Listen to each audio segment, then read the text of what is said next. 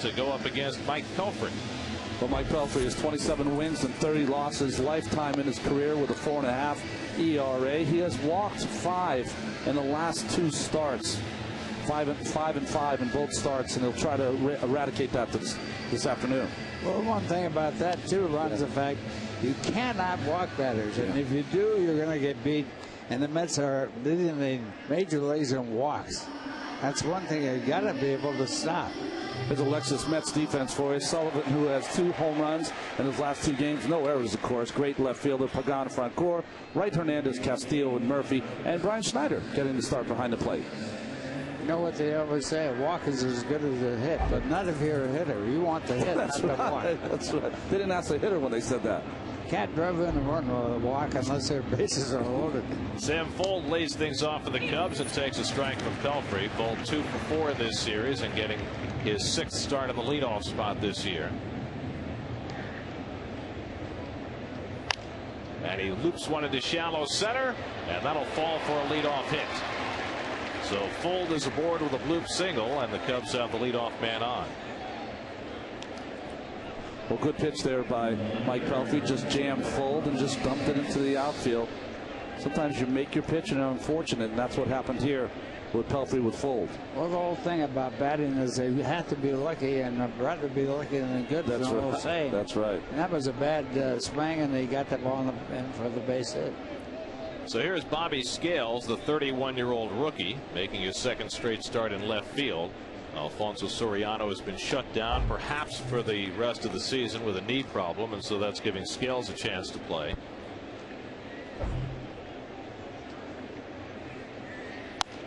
And Scales' first pitch swinging fouls it off.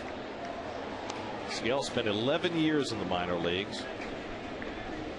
And with Soriano out and checking the game notes, that gives Scales an opportunity. I've never seen that before. A player reading the media notes in the dugout. At least it's not the newspaper. Yeah, we always read the trading papers, you know, for the. Pelfrey's pickoff throw gets away. Fuld to second, and he'll pull in there.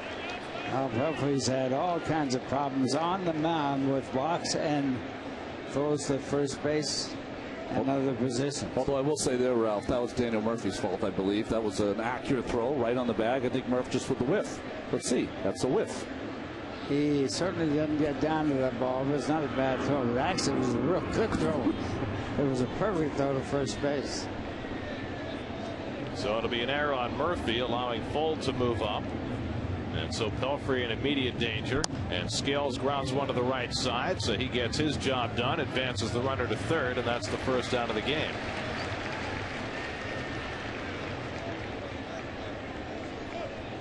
That is what they call a productive out. You'd rather have a base hit, but at least move the runner up. And those are very important outs. You got to make contacts, and that's one of the reasons why strikeouts are really a bad thing for hitters.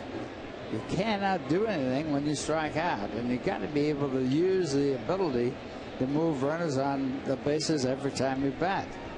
So here is Derek Lee, who today is celebrating his 34th birthday. He had a little early celebration yesterday with a couple of second deck home runs, and he takes ball 1.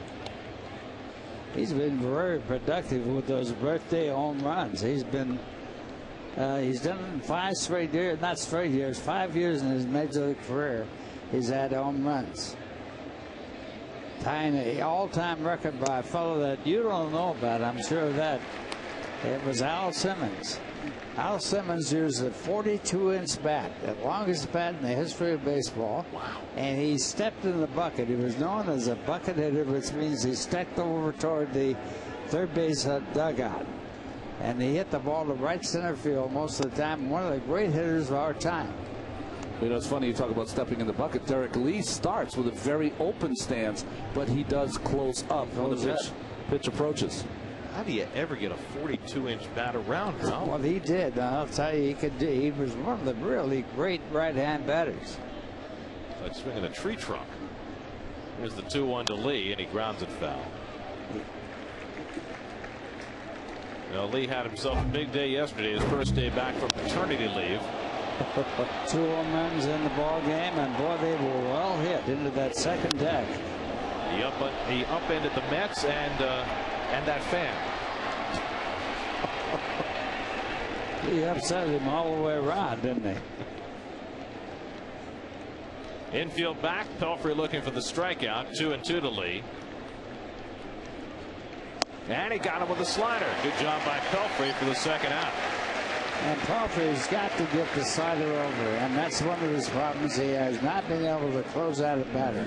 Boy, he gets 2 strikes in the batter and he can't do the third. You're right, Ralph. And interesting on that pitch, more like a good hard cutter than a slider there from Mike Pelfrey. Well, the slider originally was a cutter, but they called it a slider in the early days. And now the slider is really as Frankie Frisch, the great manager and baseball player, called a nickel curve.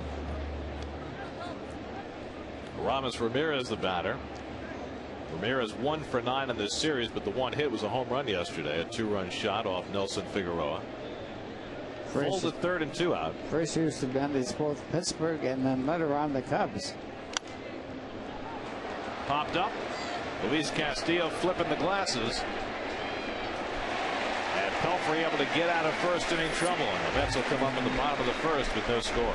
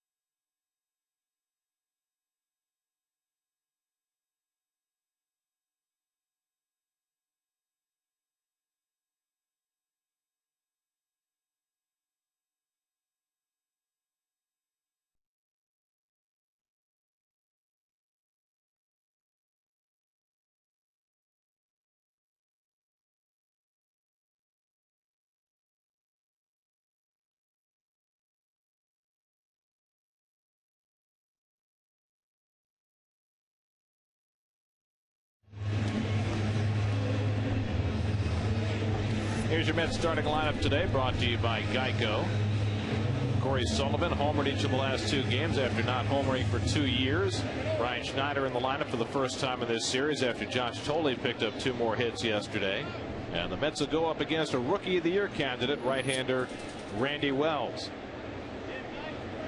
And Pagan bluffing a bunt takes ball 1. Well, Randy Wells has had an outstanding rookie season. 10 wins and only 35 walks in 133 and a third innings pitched. I said before the game. As Pagan rifles a base hit, and Angel, who has specialized in leading off games with hits, has himself another one. Nice swing here, Ralph. He goes over 300 for his batting average of the year. He came in at 299, and he puts the bat on the ball well. The only problem with Pagan is the fact that he's not a power hitter, and usually in the outfield you want to have a power man in the outfield, also at third and first if he can, and that's what makes great teams. Now Luis Castillo, 4 for 9 in this series, and he takes ball 1. That really has been the problem all season. Not only the injuries, Ralph, but the replacements for the injured people have not provided a lot of power. That's part of the whole story of the season. And also base running. And Pagan's one of the people that has to learn to run the bases. Yeah. He made a horrible mistake the other day when he ran past second base on a hit and run play, and then came back not knowing where the ball was toward first. Had to reach at second and was out. He might be the only guy that tagged second base 3 times and still was forced out. That was forced out. That might be the record of all time. Pagan diving back. Angel with 12 steals on the year. You know, as mentioned before about Randy Wells, Bob Brenly, who's a fine announcer for the Chicago Cubs and WGN, was saying that Randy Wells to him reminds him of poor man's Greg Maddux. Throws strikes, pitches in, has a good hard sinker, and gets a lot of ground balls, and just threw a ground ball over there to Derek Lee, who made a nice stop. And they'll check that baseball and make sure that it can stay in play. Brenly, a catcher in baseball, and was involved in a very strange play with the Mets one time when he was at first base, playing first base, and Hernandez, Keith, hit the ball right back to the mound, and the pitcher couldn't get the ball out of his glove when he caught the line drive, and then threw the ball with the glove in it over to first. Pagan takes off and beats Soto's throw. 13 stolen base for Pagan, so he's in scoring position. That's one of the abilities of being able to offset no power when you can steal the base. Soto had a shot at him, but you see this throw go up the line. No play there for Blanco at shortstop. It was Terry Mulholland, right, who threw that glove to first. Yes. Terry Mulholland was the pitcher, yeah. Saw that one other time at Yankee Stadium when the Mets played there. Ray Ordonez hit a ground ball, and El Duque couldn't get the ball out of his glove and threw it to first base. 2-0 to Castillo, and he drops down the bunt. Wells will have to go to first. He better hurry, and he gets Castillo. Sacrifice for Castillo, his 14th of the year, the best for any non-pitcher in the National League. You know, when we watch the steal, it's interesting. Watch Blanco tag on the Corsight freeze cam, tag the ankle of Pagan. Well, that's a play you really can't call. That's right, because if the player has beaten the baseball to the bag, even though he's tagged there on the back of the leg, no umpire will ever call him out. And the thing is that you can see it in slow motion and stop action, but you can't see it as an umpire. So the Mets have a runner at third with 1 out. Cubs couldn't convert in the same situation. David Wright will try and get the run in with the infield back. David, in the 5 games he's played since coming back from his concussion, 6 for 16. And second in the National League now in batting at .326. And he hits it down the left field line, hooking toward the corner. A foul ball.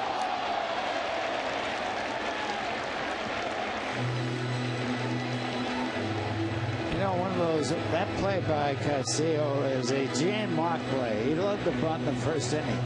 But I'm not too sure whether I want to see my good hitter, 300 batter, bunt that spot. I would go hit and run if I were the manager in that spot.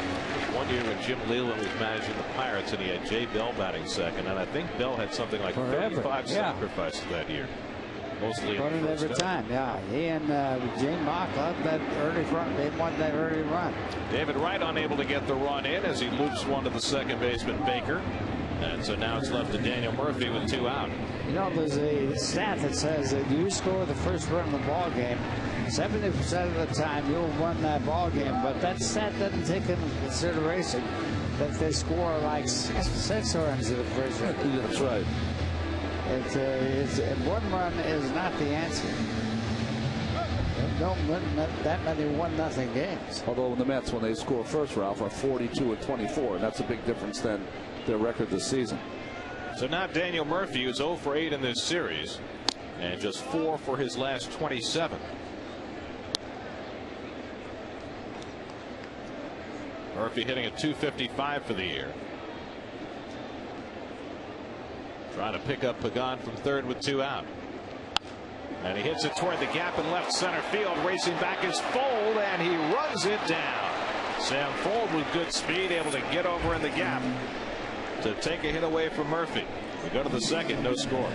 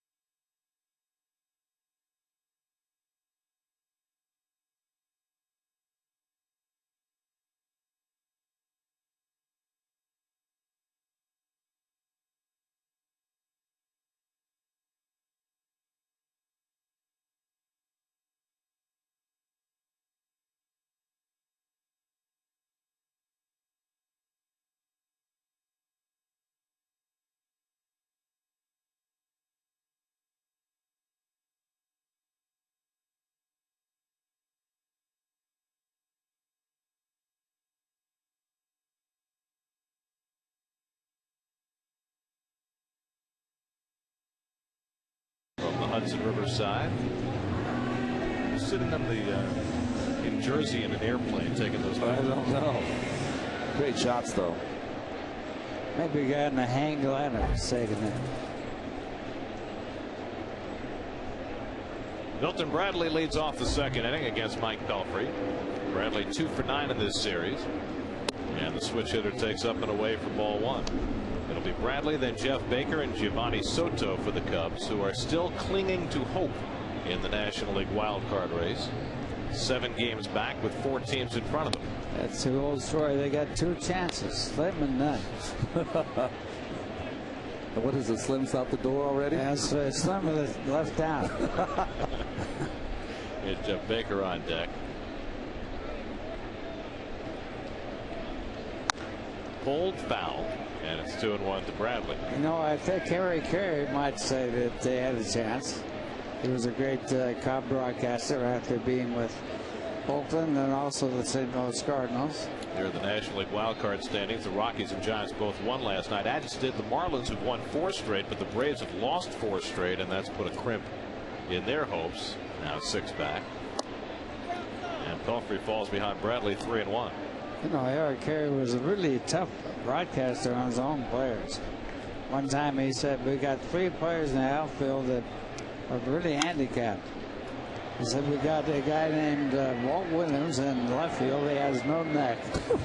And he was called No Neck Williams. Yes. He said, in center field, we have a guy with no thumb. And that was Carlos May. Yes. Right. And then the guy in right field, a guy named Pat Kelly, and he said no arm. Sullivan will have to play this one on a hop and hold Bradley to a single. So leadoff hit for the 2nd straight inning for the Cubs. Here's your Jeep around the majors. Jose Contreras made his Rockies debut last night. He went 6 2/3, allowed 8 hits, and a 4-1 win over Arizona. Matt Cain now 13-4, 7 strong innings to beat the Brewers 3-2. And Albert Pujols came off the bench and did what he does, his 44th home run, 10th inning to beat the Pirates 2-1 on a day that Ross Ollendorf for the Pirates struck out 11 in 8 innings, including striking out the side on 9 pitches, something rarely done. And the Pirates have a chance to set a record for a long time. John catches the fly ball by Baker. Pirates are going to lose for the 17th year in a row more games than they lost for the season. Yeah, their last winning season, of course, 1992. The last year they had a guy named Barry Bonds play. Well, it was inevitable that they would reach it this year, and they're one loss away from clinching a losing season, but they've been in an awful hurry to do it lately, having lost their last 9 in a row. But they've traded off all their good players, and they say they're building for the future, and that's a hard way to do that. Here's Giovanni Soto with 1 out and 1 on. Well, not only they're trading their players, Ralph, but they have traded them with no respect to the National League Central. They've traded 2 of their left-handed pitchers, Graybo and Gorzelani, who now figure in the Cubs bullpen. I mean, that's against one of your rivals.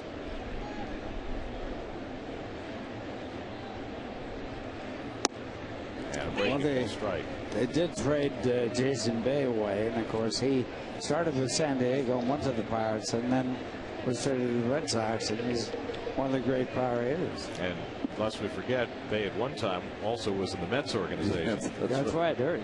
He was early, yeah. Low away, 2-1 to Soto. Well, it's hard when you're a small market team, but there have been teams like the Twins, like the A's, like the Rays, who have been successful in building their franchises. But the Pirates over these 17 years now have made so many mistakes in judgment about players. Bradley runs, Soto dribbles one. Schneider will go to first, and that's the second out as Bradley moves up.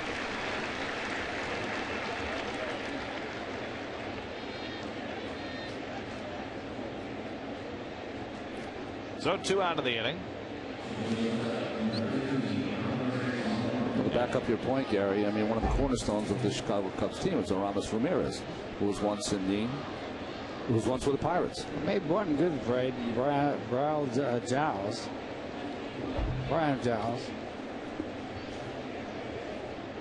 But I mean, they've invested contracts in people like Pat Mears and Derek Bell, guys who either old players, either guys who were on the backside of their career or were injured, or just a mistake in judgment as far as the value of particular players, as Andres Blanco bounces one foul. So if they are going to build from within and make better judgments and try and build it that way, that might work for them. Don't forget, people now look at the Tampa Bay Rays and go, what a great organization. But don't forget, early on, they signed a lot of people they shouldn't have signed also, and that really slowed their progress to the point where they are now, whether it was Canseco, etc. Pulled down to first base. Murphy with the grab, and he'll take it himself to get Blanco and end the inning. So 2 straight innings the Cubs have had lead off in, and Pelfrey has been able to negotiate both of them. Still no score at Citi Field.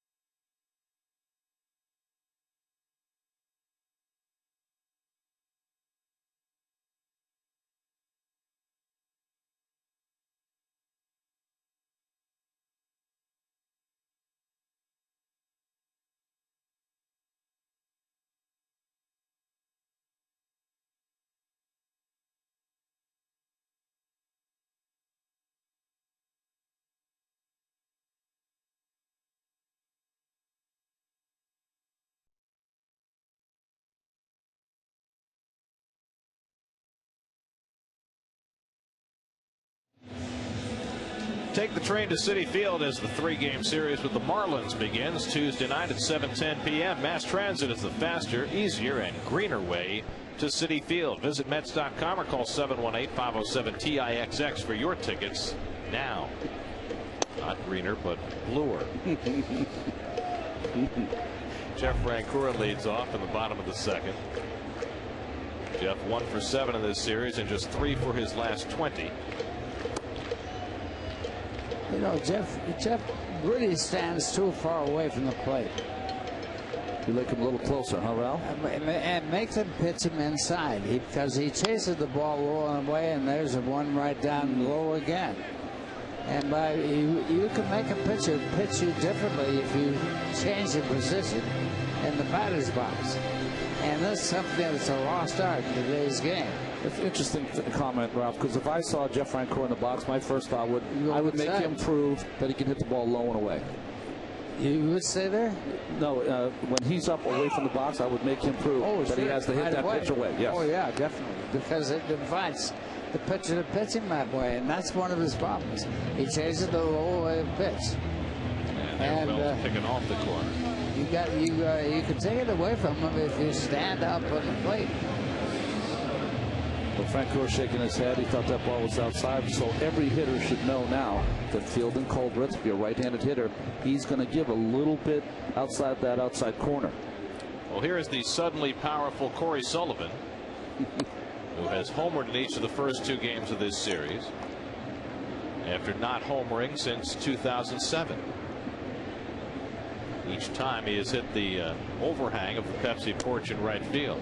So he has found his spot in this ballpark. Shades of the Polo Grounds with the overhang. Overhang was in the Polo Grounds and left in right field. One hopper to Baker for the second out. Gives a forward Cubs defense. Scales his second straight start in left field. Fold in center and Bradley in right. Ramirez, Blanco, Baker, and of course Lee, 3 Gold Gloves, outstanding at first base. And Giovanni Soto, the Rookie of the Year last season, struggling now in his sophomore slump behind the plate. Here's Brian Schneider. Of course, Ralph, that overhang in the Polo Grounds was a lot closer to home plate than the one here. Very much closer. Yes, it is. Was. The one in the Polo Grounds in left field was 279 feet, and then right field was 257 feet. That is really short. Of course, it was an oval stadium, and that necessitated those short lines. It's awfully deep in center field. Center field was 483. I can tell you because I hit one once there and tore out the gates in center field 483 feet away, and Bobby Thompson almost caught the ball. So you hit a 480-foot double? Is that what you're saying? No, I've been third base. Okay. Yeah. Don't short. Sorry to underestimate your speed.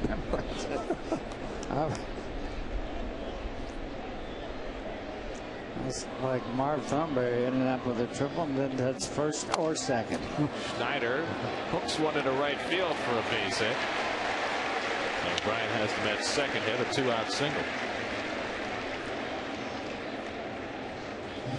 Another case, right, Ralph? Good pitch. Down in the strike zone, just gets it off the end of the bat. Hit it right off the end of the bat and dropped it in front. And that's one thing you can't do anything about when you're a pitcher. Another reason why it's so hard to pitch a no-hitter. It's really true. Nobody knows that more than the Mets.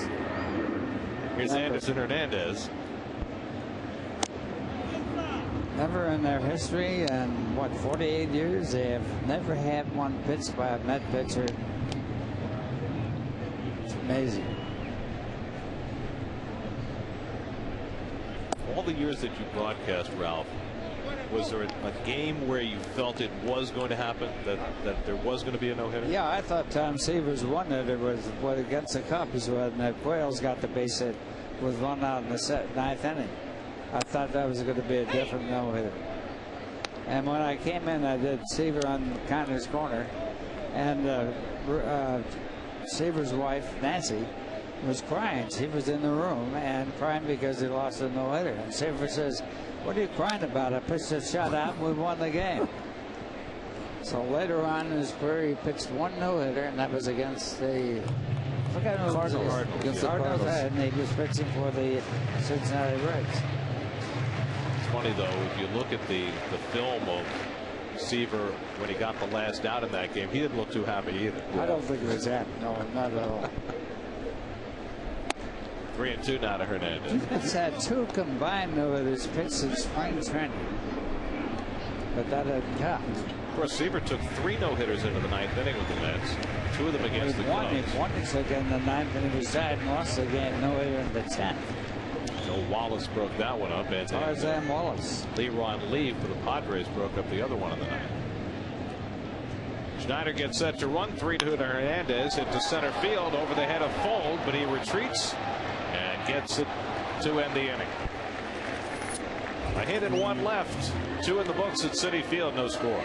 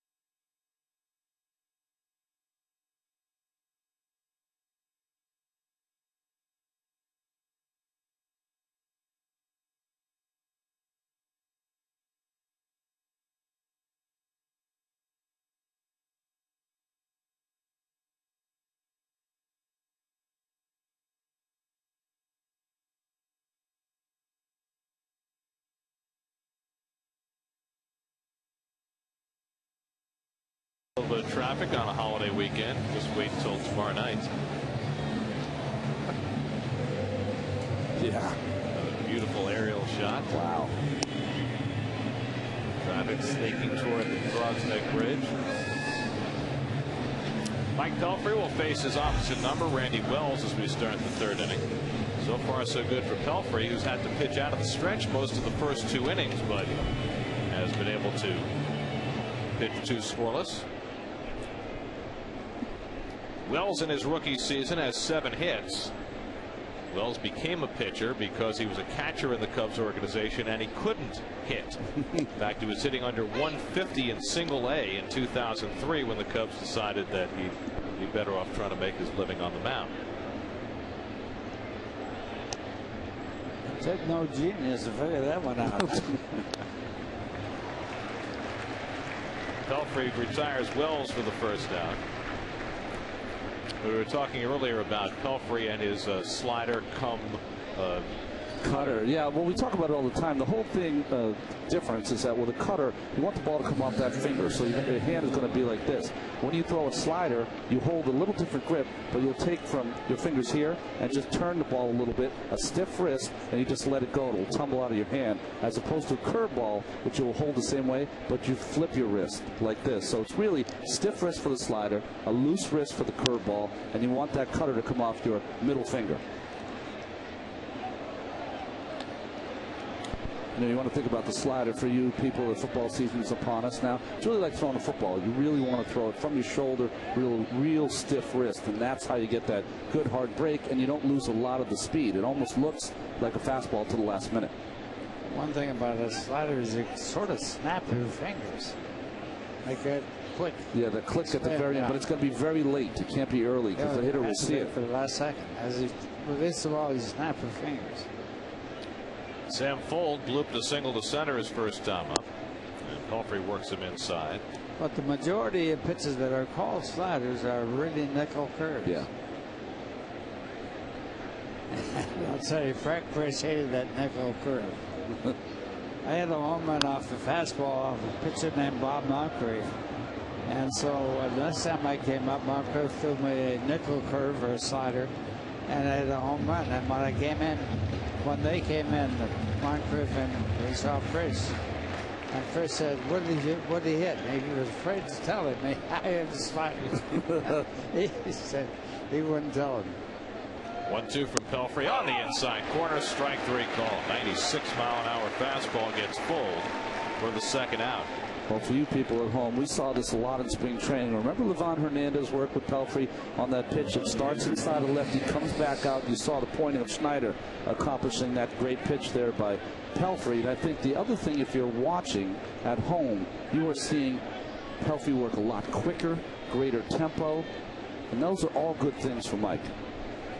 Bobby Scales hits one to left field. Retreating is Sullivan, and he's there. A 1-2-3 inning for Pelfrey in the top of the third.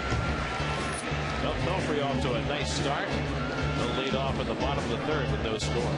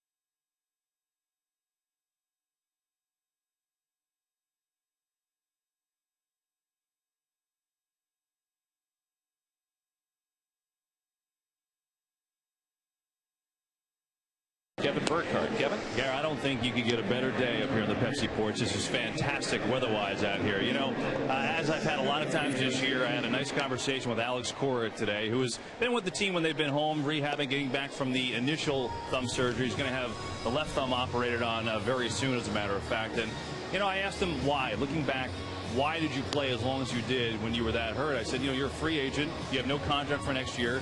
And you could definitely argue that your production certainly split because of that. He said, well, I've won. I've accomplished things in the league, and, you know, I've been in this league for 10 years, and I feel lucky to be able to accomplish that, and I felt like I could help. And I tried it as long as I could try until the left thumb really started to bother me. And then once that got to that point, I didn't feel like I could perform anymore. But just a little more insight on what type of guy he is. And, you know, certainly a guy that wants to be back here next year as well, guys. So that'll be an interesting call for the Mets, one of the many, on how they judge Alex Cora this year. Do they judge on what he was able to do and play hurt and what he brought to the table, or do they look at his numbers and say, well, maybe he's declining? That's the other side of this game. Let's go back to you. And I think there's another piece to that too, the intangibles that Alex brought off the field, yes, that he continues to bring even while on the disabled list. Saw the other day Alex Cora talking with Mike Pelfrey in between starts, trying to help Pelf with his game, body language, all those little things that you want to do as a pitcher. He did a wonderful job for the Mets this year, no doubt about that. But that isn't the way the game works. The game works is, what have you done for me today? Yeah. 1-2 to Pelfrey. And Mike takes a call, third strike. Randy Wells had his second strikeout of the day. Guys, I was talking with Alex too on, you know, we always talk about him in the clubhouse, rightfully so, but I said, you know, who got you started, you know, and of course he cited his brother. But Ronnie, I know you'd appreciate one of the things he said is, you know, I learned from my brother that college was the right choice for me. He said if I just went to high school, I could have certainly left after high school, but I don't think I would have lasted as long as I've lasted. I really felt like I matured going to Miami like he did, so that has been a factor. Alex, of course, was all everything at the University of Miami. Angel Pagan takes a strike. Pagan had a base hit and stole a base in the opening inning. Well, there's John Maine, who last night was down in Port St. Lucie pitching 4 scoreless innings on rehab. As Pagan lifts one out to left for Bobby Scales to handle, and that's the second out.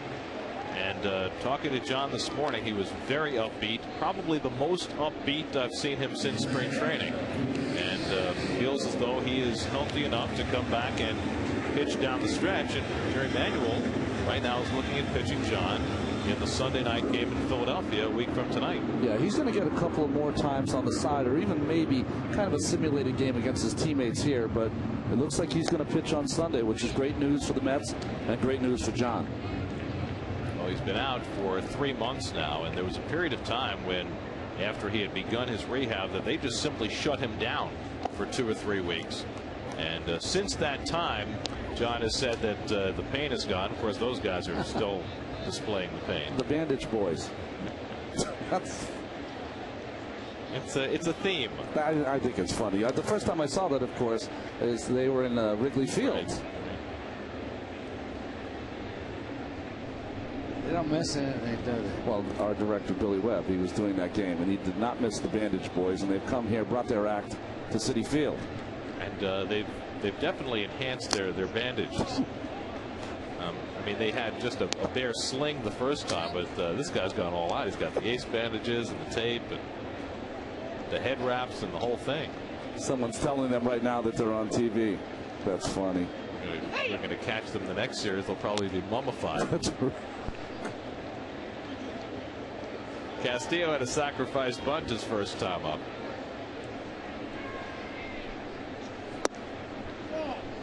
And Wells missing low with the sinker, 3-2. David Wright on deck. Castillo did something along with 2 other players that hadn't happened to the Mets ever. 3 strikeouts in 1 game. That's right. The top 3 players in the Mets lineup yesterday, Pagan, Castillo, and Wright, all struck out 3 times. That had never happened before in Mets history. Wow. Courtesy mostly of Rich Harden, who struck out 10 in 5 innings. And you wouldn't expect it to happen with Castillo, who over the course of his career has been a very tough guy to strike out.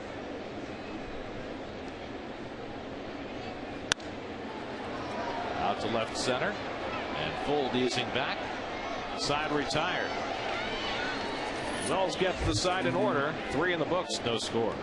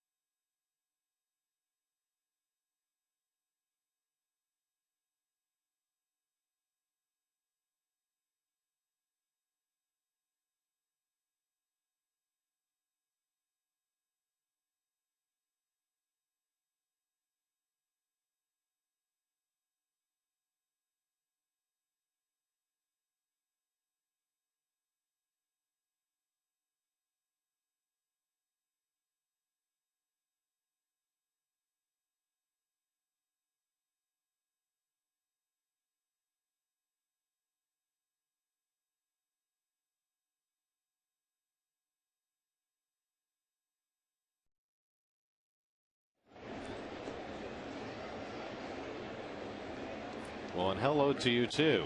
Here's your AT&T high-speed pitch. Mike Pelfrey topping out at 96. Randy Wells at 92. Each has allowed 2 hits as we go to the 4th inning. Derek Lee leads off and takes a strike. Most important at bat for Pelfrey so far today. Runner at third, 1 out in the 1st inning, and he struck out Lee with a slider to keep the Cubs off the board. In fact, each team had a runner to third with 1 out in the 1st, and both pitchers were able to make big pitches.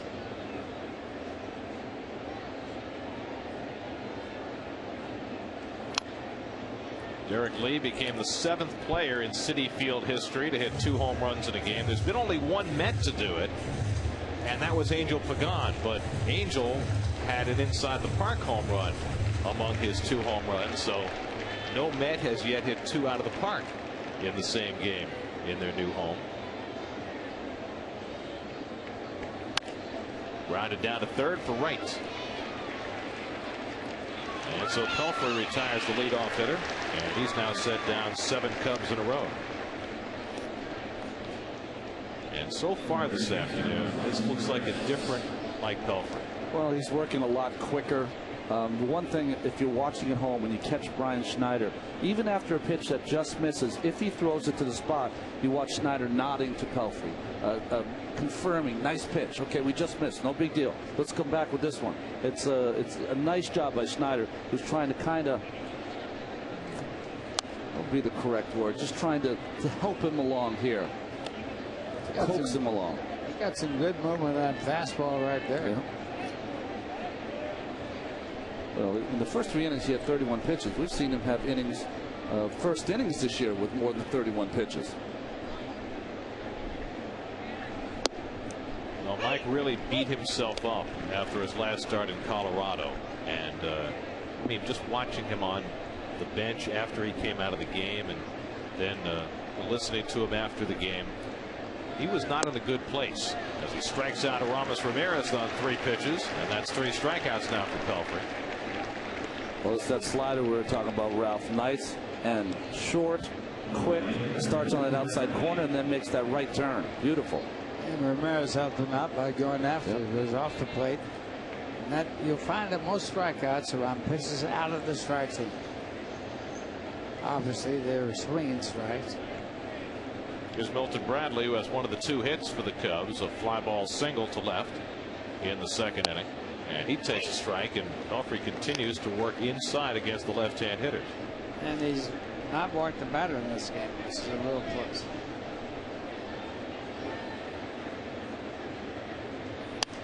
And I think most notably, some of the histrionics are gone. You know, the tipping of the cap and the stomping around the rubber and all the things that Mike will typically do before each pitch, it's toned down a bit. There's a more assertiveness to Mike this afternoon. Getting the ball, getting the sign, delivering the ball. You know, one of the things that you really have to check in the major leagues is whether or not a pitcher is tipping off his pitches. And that's one of the pluses that Dave Duncan has with the St. Louis Cardinals. He can pick that up better than anybody in the business. You know, the best I ever saw at it is we watched Bradley hit that, I believe, off his knee and is shaken up. Best I ever saw of that was Don Zimmer. First game I ever pitched as a pro, as we watched this foul ball from Bradley. Let's see where it hit. See, it hit right off the top of his kneecap.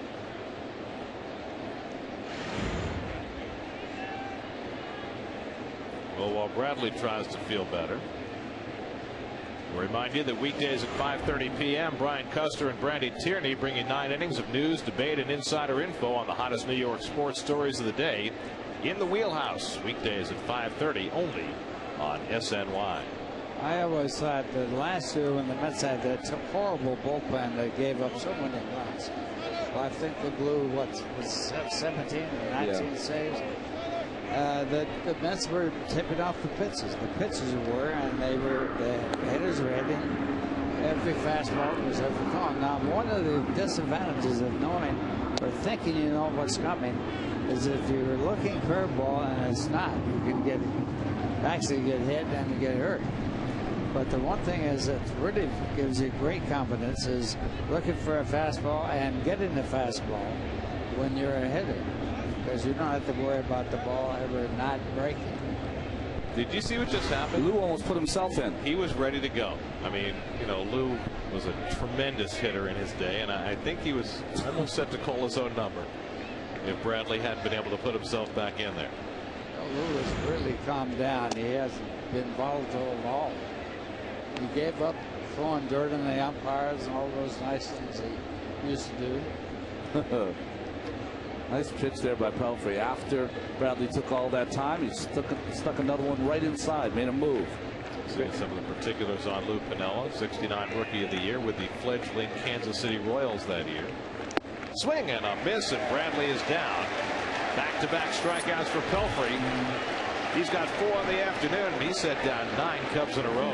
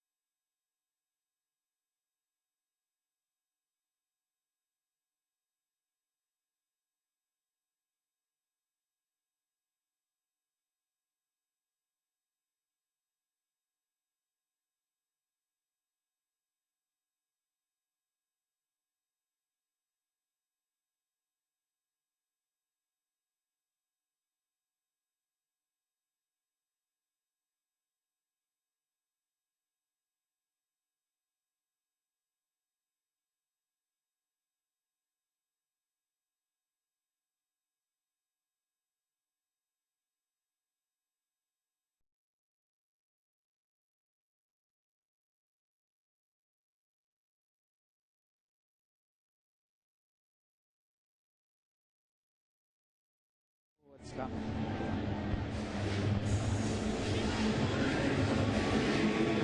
Some of the crowd on a perfect Sunday afternoon in New York. Ryan Schneider and Mike Pelfrey have had themselves a good afternoon working together so far. As we go to the bottom of the 4th with no score, David Wright leads off and bounces the first pitch down to third, where Ramos Ramirez handles it. 1 pitch and 1 out for Randy Wells. That's really frustrating when you're a good hitter and you swing the first pitch and you hit a little top ball down the backfield. Here's your Toyota. Why?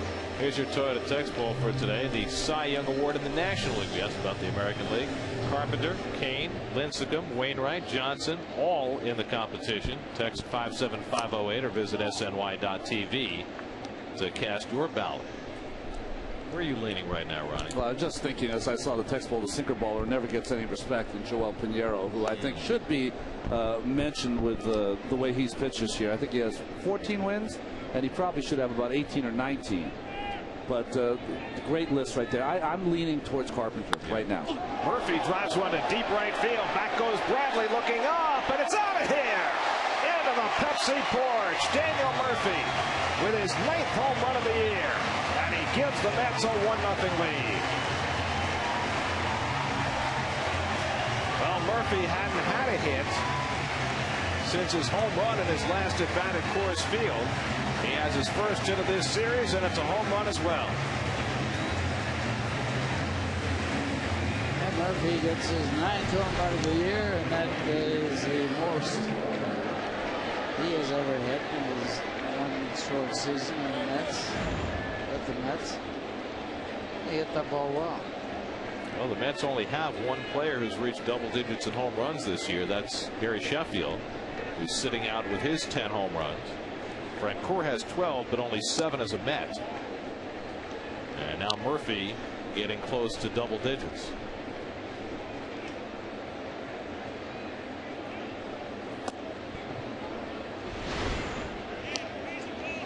Well, nice swing here by Murphy. Hits that ball out in front of the plate. Well, that's perfect right there as far as technique is concerned. A straight front leg and a weight shifted up and then back into the back of your swing. Yeah. On the follow through. That's the way it should be done. That's technical right there. It's very. If you get that front leg straight, it means you keep your weight back. And the weight goes back and then shifts up, and that drives the ball. Blanco with a sprawling stop, throwing from the seat of his pants, and he got him! An amazing play by Andres Blanco. Wow! Frank Court thought he was safe at first base. Jerry Manuel would argue, but what an effort by Blanco. Unbelievable. From the seat of his pants with an accurate throw there to Derek Lee. One of the best plays I've ever seen. How do you throw the ball that way on your back? Great job right there.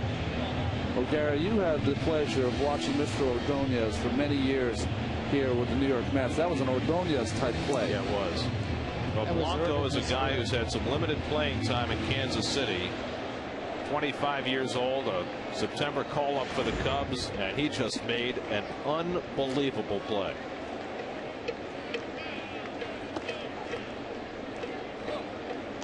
Now Corey Sullivan. You know, those types of plays are the plays that make you say, I don't think anybody's ever going to hit 400 again. That's right. That's right, Ralph. What a part of the reason why those plays are made are the gloves they use.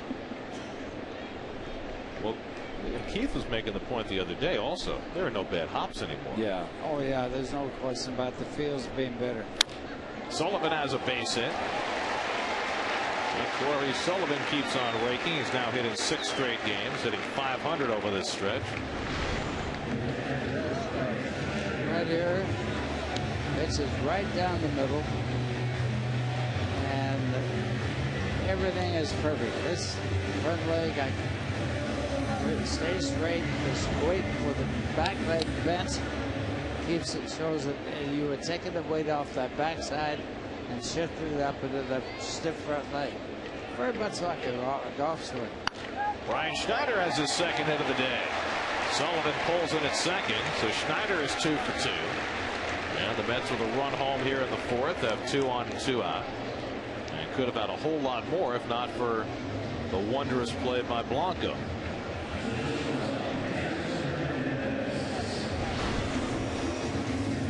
There's Murphy with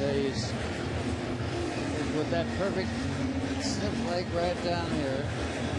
This is all shifted up. And when you have that, Ralph, it really becomes, you're talking about the ability to shift and transfer your weight, isn't it? Transfer it up and into the power. Now you can get base hits with a bad swing. There's no doubt about that. But that's usually just good luck.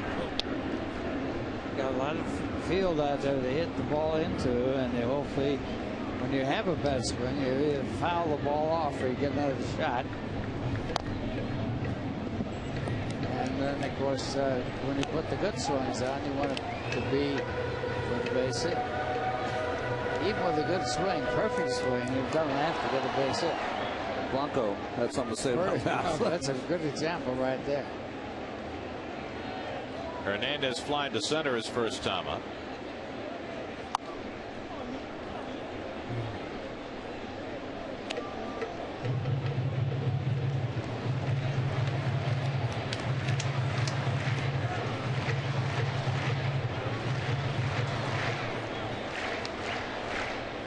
Mike Pelfrey now has a run to work with as he stands on deck, thanks to the Murphy home run.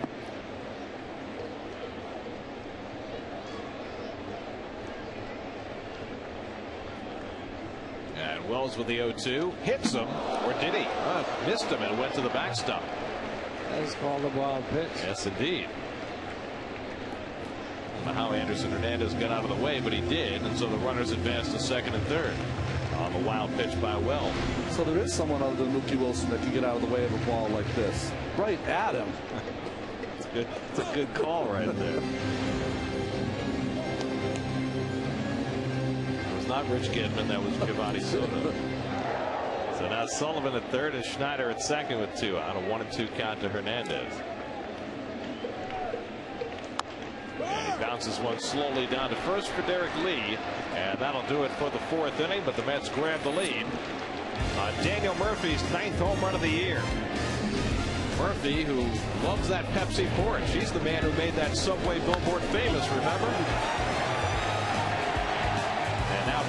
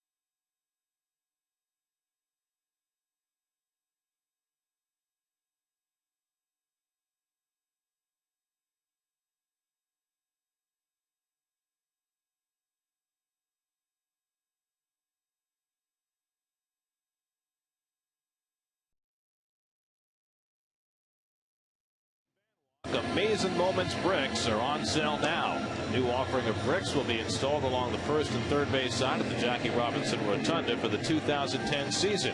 Order your FanWalk brick today at Mets.com/FanWalk. All proceeds benefit charities through the Mets Foundation. You know, Gary, we got to say something nice about Ernie Harwell, who has been diagnosed with cancer, and it's inoperable.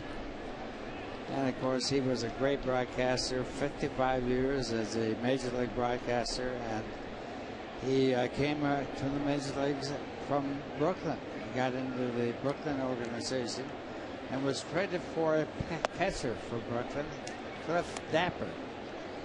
And Dapper went to the Atlanta Crackers, and Hardwell, who did the Atlanta game, was brought up to the Brooklyn Dodgers. And he's one of the great people that ever broadcast a ball game. It's a sad thing, but I want to pass on our best and hope everything lasts longer than he possibly ever thought of. Well, Ernie is one of my favorite people of all time, and I think everybody who's ever met him probably feels the same way. Of course, worked in New York not just for the Dodgers but for the Giants as well. And he broadcast the 1951 playoffs with the Dodgers and the Giants, and it was the first broadcast coast to coast on TV. He was the broadcaster that did the TV on that. Was a great call was by Russ Hodges, who said the Giants won the pennant, the Giants won the pennant.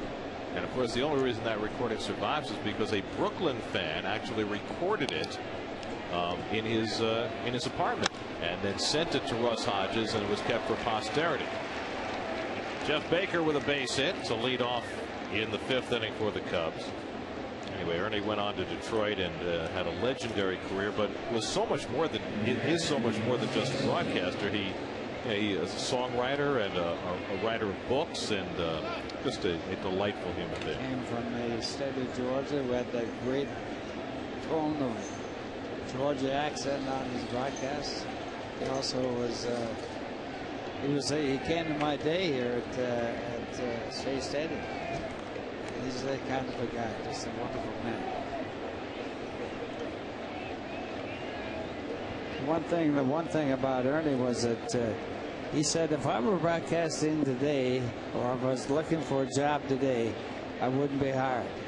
He had that soft tone and the old style of broadcasting where you don't yell, you don't scream, you don't do anything, you just call the game.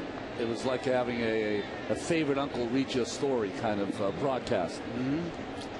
He had such great quirks that he'd use in the course of his broadcasts. He would, on a call third strike, say he stood there like the house at the side of the road. Well, you know, the catbird seat that the Red Barber used all the time, all those expressions, they were really part of the game. All radio, of course, until television came in. 1-0 to Soto, and he pulls one down the line. An extra base hit for Soto. Baker heads for third. Sullivan just getting to it in the corner. Baker being waved home. And the relay by Castillo not in time, and the Cubs tie the game. An RBI double for Giovanni Soto gets Chicago even at 1. Well, one of the things we have to address here, the defensive positioning has bunched the outfielders. So this sinker down and in from Blanco, that's pulled down the line. Sullivan, not even in the picture as he has to get to this baseball. And by the time he does get to it, goes through the cutoff man to the trailer. Too late to get Blanco at home plate. Baker at home plate. So that's one of the problems with bunching your outfielders, trying to take those triples away in this big ballpark. Sometimes it opens up to a guy being able to score from first base. And the one thing that you think about when you see Palfrey on the mound here in the game, near the middle of the game is when he runs into a lot of trouble. Wow, another well-hit ball. Blanco with a hot shot, and Anderson Hernandez not quite with a Blanco play, but nonetheless throws him out for the first out. That advances Soto to third. Well, watch Hernandez. He takes a look at third base, thinking that maybe he would have went and tried to get the tag play, but the runner had gone too far, so decides to take the sure out at first base. So now you got the go-ahead run at third and 1 out, and the pitcher Randy Wells coming up, and Wells, a very good bunter, has 9 sacrifices this year, so you have to keep the squeeze in mind. Looks like Wells is not sure about the signs, though, so he's going to go ask Mike Quaddy. And a good thing to do if you're not sure of the signs. One thing about the squeeze play, which is very prominent in baseball, is that you have to answer the squeeze play to the third base coach. Make sure you have it so the runner doesn't get hung up at third base. Great point, Ralph. What will happen is the third base coach will go over to the runner and tell him if it's on. But what the hitter's got to do, either with the touch of the bill of his cap or the wipe across his chest or those kind of things, that's the answer to the third base coach that you did get the sign. Slow runner at third base in Soto. And Wells swinging away. I can't tell you how many guys have been coming down that line on squeeze plays from third base, and the batter didn't answer the sign, didn't get the sign, and it's swung away, and it's right over the head of the runner trying to come in, and that could be something very serious. I'll never forget it happened to Cleon Jones and Tommy Agee one time in the game that the Mets were playing years ago. Slowly hit, the runner will hold. And right with a high throw, Murphy with the tag for the second out. That play by Murphy, that's not easy. He had to come off the bag to get the bad throw and then make a quick tag, and the runner coming down the line.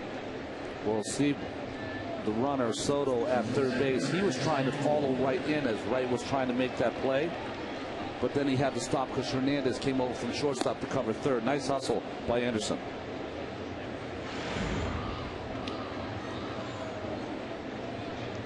So Wells retired, 2 out of the inning. And now Sam Fuld, who is 1 for 2, looped a single to center in the first, took a call third strike in the third. With Fuld, do not be surprised if you're the pitcher here and you've got 2 outs. Do not be surprised if he tries to pull one bunt down to Murphy and tries to surprise you with a bunt base hit. We've already seen Fuld's speed in the outfield today. And he takes a rip and fouls the high fastball back. Had a good swing of that fastball. Cubs have gone 0 for 6 with runners in scoring position so far today. This is a better game for Pelfrey in a long time. He's only given up one fly ball out in this ball game.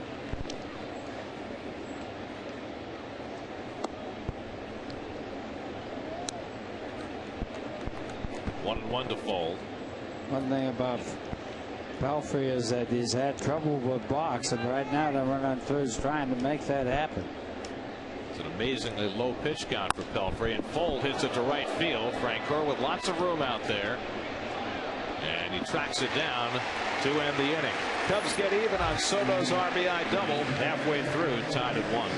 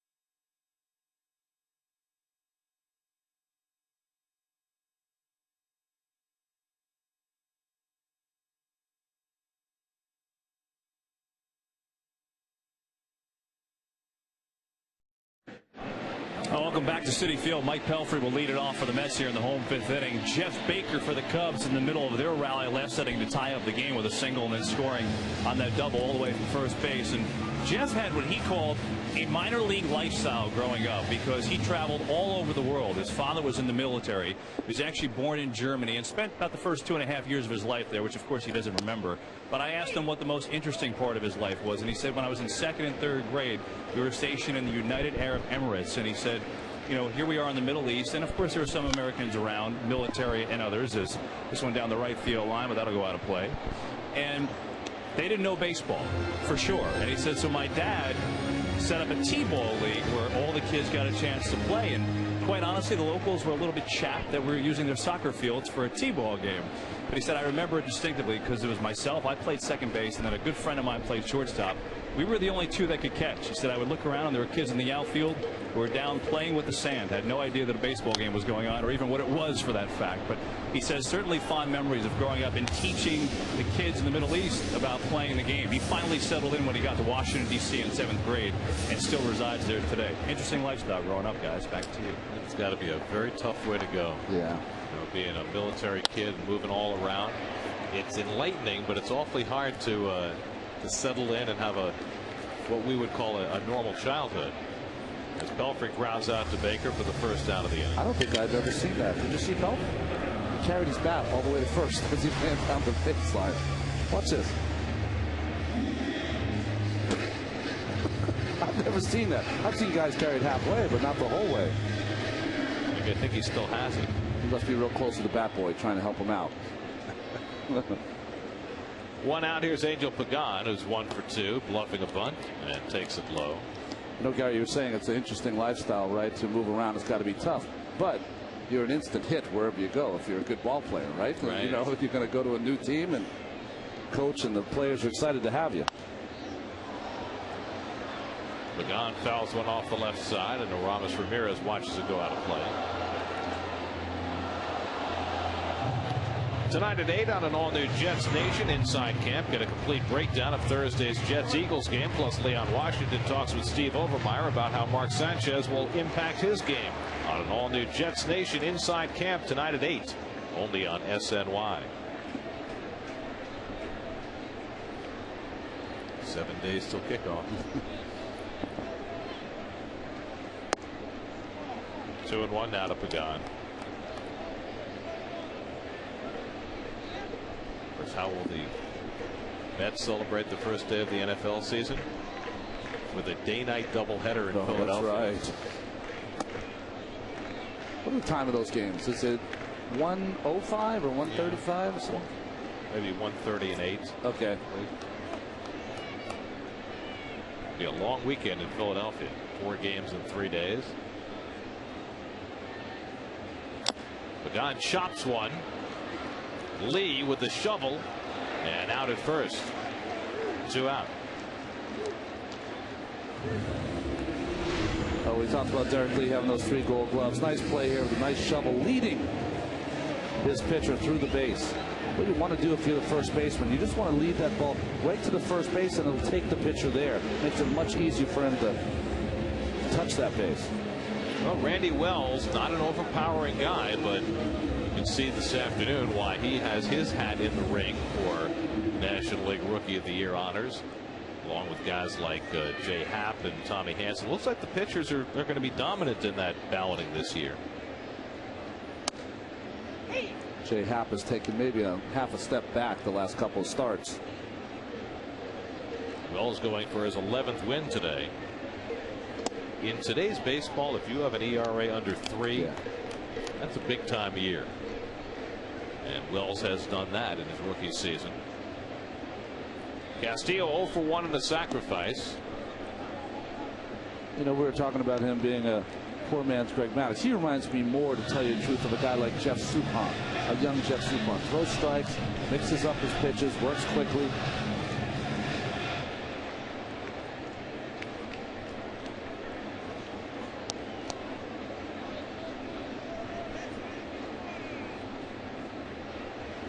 Castillo lines one into center field, and he's got a base hit. So the Mets have their 6th hit, a 2-out single for Castillo. New York Mets baseball on SNY is brought to you by Xerox, document services provider to the Mets. Xerox, ready for real business.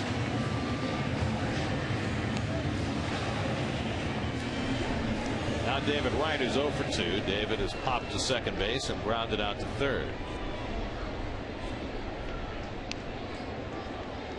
Mets got a run in the top of the 4th in the bottom of the 4th on a Daniel Murphy home run, and the Cubs immediately responded with a run in the top of the 5th on Giovanni Soto's RBI double.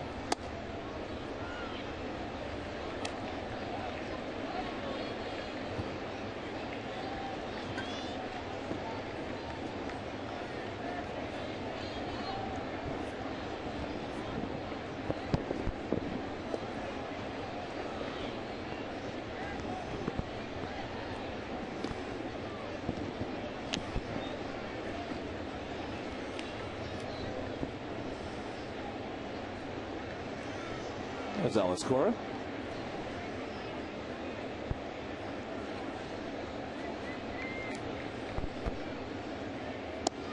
And Wright takes a slider for a strike.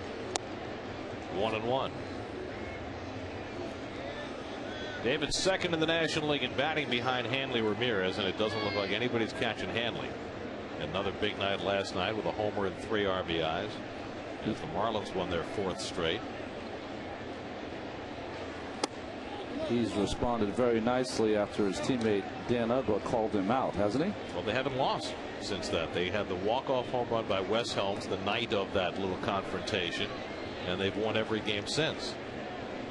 The other thing about that is Hender's going to have a keep Pujols from being a triple crime Yes.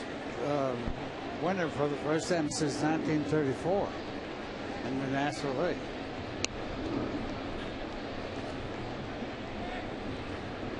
Pujols leads the league with 44 home runs, second in RBIs to Fielder by 5, and 5th in batting.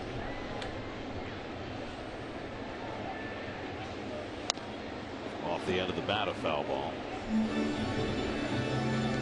The thing about Hanley Ramirez is that at some point they're going to have to figure out what position he's going to play. Yeah. It's not going to be shortstop.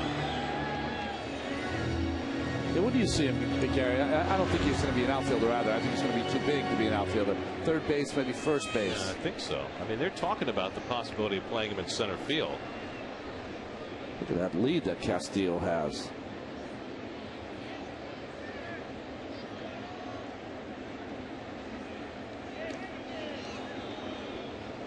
Well, he's maxed it out because that is a good move there by the pitcher, Randy Wells, and accurate throw, and he still got back in time. So he's got the maximum lead. He's got the maximum. Yeah. Right on top of that. Wells has allowed 12 stolen bases this year in 16 tries. Castillo has swiped 15. Not running, and right lifts it foul down the right field side, and out of play. You know, if this were the old David Wright, you probably wouldn't think of stealing at second base or attempting to steal, because he's average around 30 home runs a year. But this year he's not hitting the home runs, and so you have to think about scoring on the single from second base.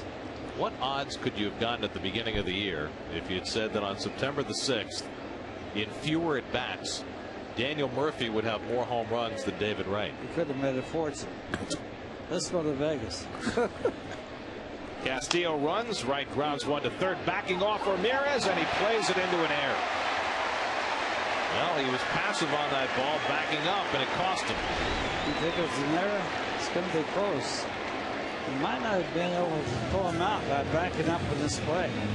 Well, the bad decision is what cost him on his play. As soon as it was hit, he needed to come in on that baseball and make that throw on the run. When you back up like that, you got yourself in real trouble. And that second hop always has more top spin on it, too. Makes it so difficult. Got to spin. So Murphy gets an opportunity with 2 men on. They have charged an error on Ramirez. Murphy hit one into the Pepsi porches last time up, and he yanks one foul. Right here, Murphy gets it all. Fastball, and takes a drag out over the overhang and right field. And he now has the most home runs of any Mets player that played the entire year for the Mets. Actually, Francoeur has had 12 home runs, but he got a large majority of them with the Atlanta Braves. 0-1 to Murphy. Talking about David Wright, Ralph, I mean, you were a home run hitter. Did you ever have a year when the home run pace for you slacked off? Well, it goes up and down, of course, with the pitches you get, but nothing like he has had. You don't go from, but the only one I know of. Murphy hits one toward the middle and sticks through for a base hit. Castillo around third, heading home. Folds throw, not in time, and the Mets regain the lead 2-1. Murphy's driven in both runs. He has an RBI single. And the stolen base set that up, because it certainly played perfectly for the Mets.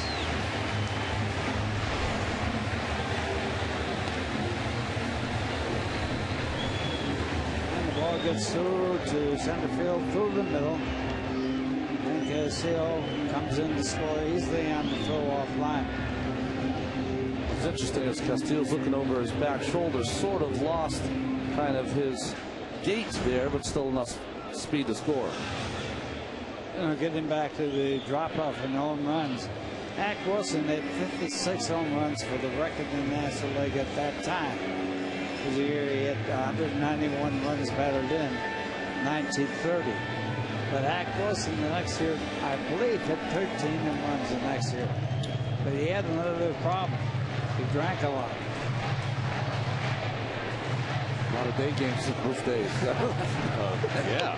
He had some short nights, I'll tell you that. So the Mets regaining the lead on the 2-out single by Murphy. The error by Ramirez keeping the inning alive. Now Frank Cora was robbed of a hit his last time up on an absolutely extraordinary play by Andres Blanco. You know, one of the things that they said about Hack Wilson, Joe McCarthy, who's manager for the Cubs, said to him, look at this, I'm going to show you some worms in a glass of water. Look what happens to the worms. They live. That ball is foul, so the strike is called. He said, now I'm going to show you what happens when you put the worms in a whiskey glass full of whiskey. And so they put the worms in the glass, and the worms all died. And they said, now what does that prove to you? He said, it proves to me one thing. If you drink whiskey, you won't have worms.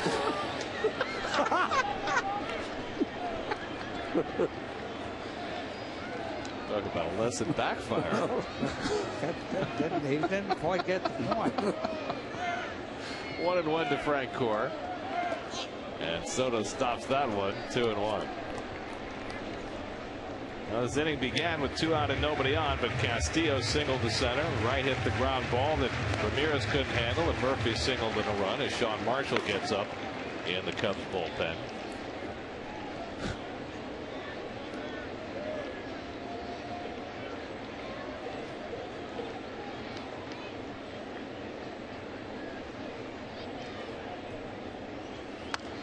Valve at the plate. I mean, you've had other guys in baseball history who've had the one big home run year, whether it be Brady Anderson or Davey Johnson.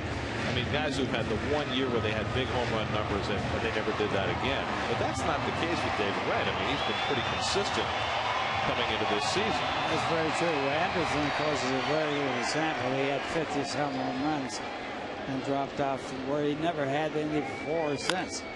Up the middle, and Blanco's there again to field Frank Cora's ground ball, and that ends the inning. Mets get an unearned run, and they lead it through 5, 2-1 New York.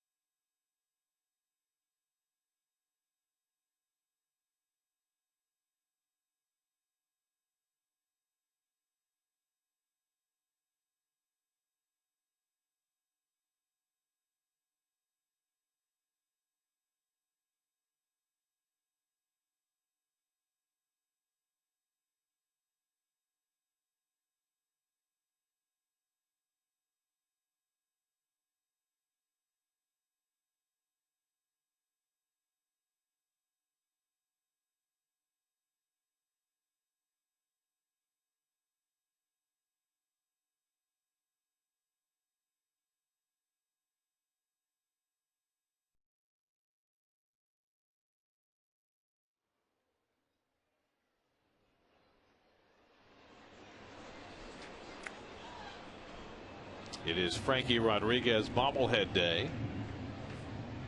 That is Frankie Rodriguez right there. 6th inning, and Bobby Scales leads off. It takes the slider for strike 1. Scales is grounded out to first and flying to left, 0 for 2. Packs the mound. Hernandez behind the bag, the 360, and on one hop, Murphy snags it, and Scales is out at first base. Well, nice spin around move here by Hernandez. throws in the dirt. Nice play by Murphy with the stretch. I thought by the naked eye that he was safe at first base. Let's see. Great job by Murph staying on the base and also picking up that throw. Well, the hard part about that, he got that half hop. That's a tough hop to handle on the throw.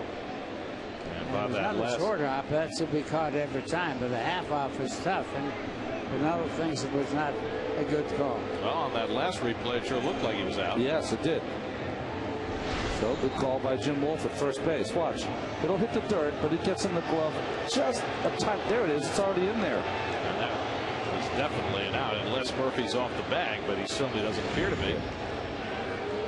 So on a terrific play by Anderson Hernandez and a just as good one by Daniel Murphy, the Mets get a first out here in the top of the 6th. Who has we got to throw a timer on Lou when he goes out and comes back to the bench. You know that it's a practice thing here. He's doing this only to get under the umpire's skin, to walk as slowly as he possibly can. I mean, they find Jonathan Papelbon for slow play. I wonder if they can find Piniella for slow walk. There you go. Did you know that rule was in fact? I didn't know. I did, but I didn't know they were enforcing it. 2 hours, let's see, 2 minutes and 20 seconds. Right, from the last out of the previous inning. Start the ending, which I don't think they ever enforced. And then you have the batter gets in the batter's box. They got another, 12 seconds to pitch. Yeah. That's been around for a few years, but I hadn't ever seen it enforced. Well, they got a rule that says you have to pitch with nobody on base in 20 seconds, and that was never enforced. And that goes back like 40, 50 years. There's a strike to Derek Lee, 2-1. Novak once tried to put a bell up there and ring it, so the umpires would call that play, and he got in trouble with that. Showed the umpires up. Novak got in trouble for a lot of things. Well, he said, I don't want to break the rules. I just want to test their elasticity.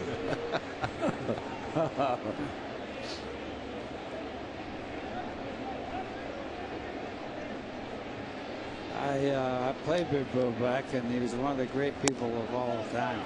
Pelfrey walks Lee, and so the Cubs have the tying run aboard. First walk of the afternoon for Pelfrey. Let's check in with the studio. Chris Carlin standing by for a New York State Smokers Quit Line game break.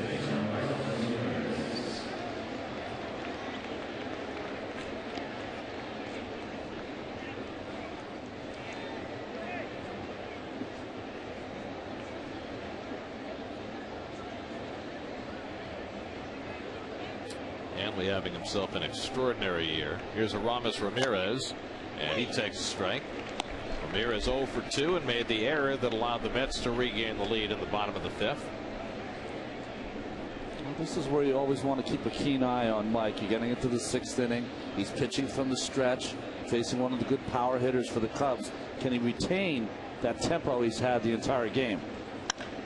In the air to deep left center field. Back goes Sullivan and Pagan has it measured, and they both come together, and Sullivan caught the ball. Some poor communication as Sullivan and Pagan both went for it. Sullivan caught it. Pagan goes down. He appears to be okay. Pagan involved in a lot of these very difficult plays. And this time he doesn't get to the ball. But we know Sullivan is yelling that he's got it. He's got it. And I'm not sure if Pagan was yelling. That might have been the problem.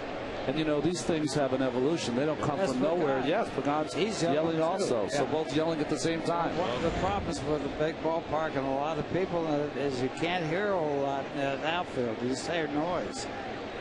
It's hard to hear. I got it. 2 out. Tango. Milton Bradley lifts one to left. This one clearly is Sullivan's ball all the way. And that ends the inning. So Pelfrey gets fly balls from Ramirez and Bradley. Yola Tango indeed. 2-1 New York.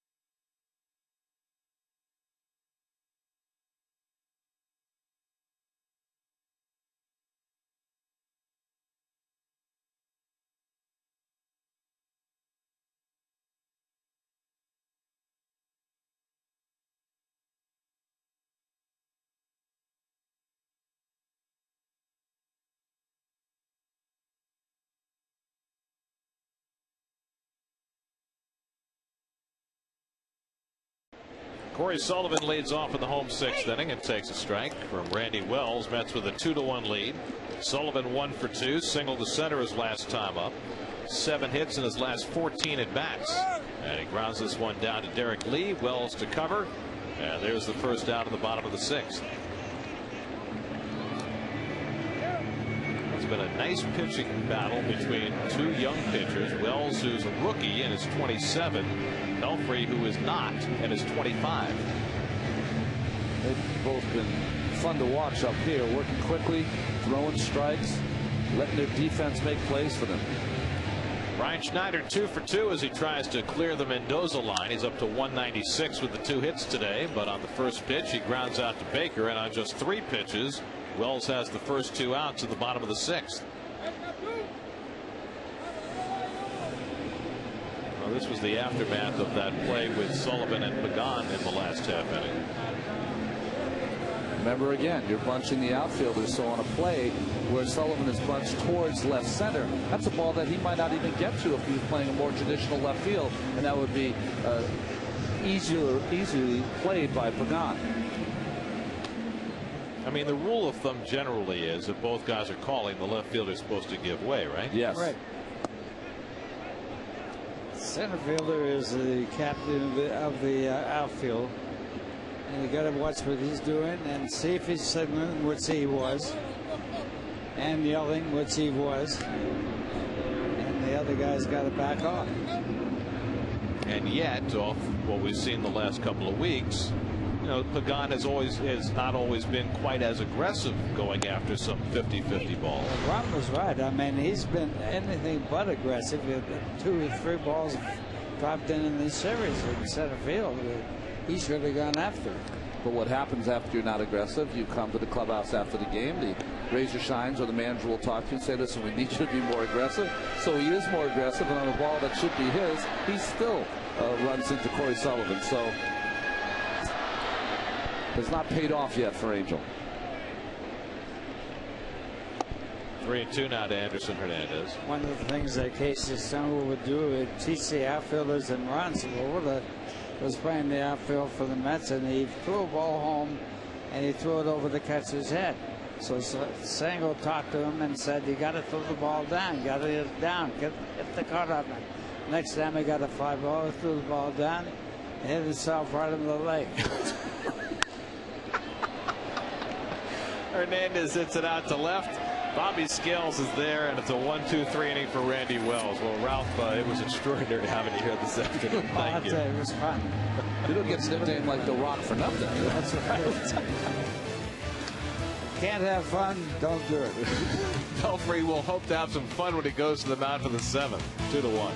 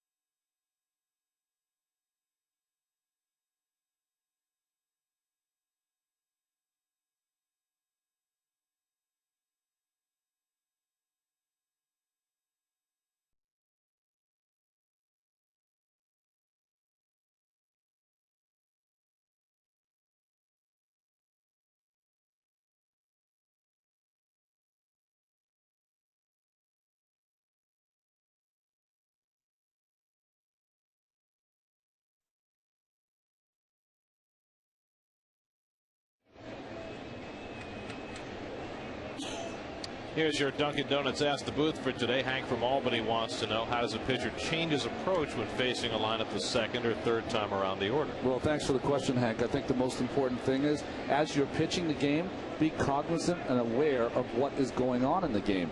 If I'm facing Derek Lee on the first time up, I throw him a first pitch sinker down and he hits a ground ball, I say to myself, boy, that's something that I might be able to use later.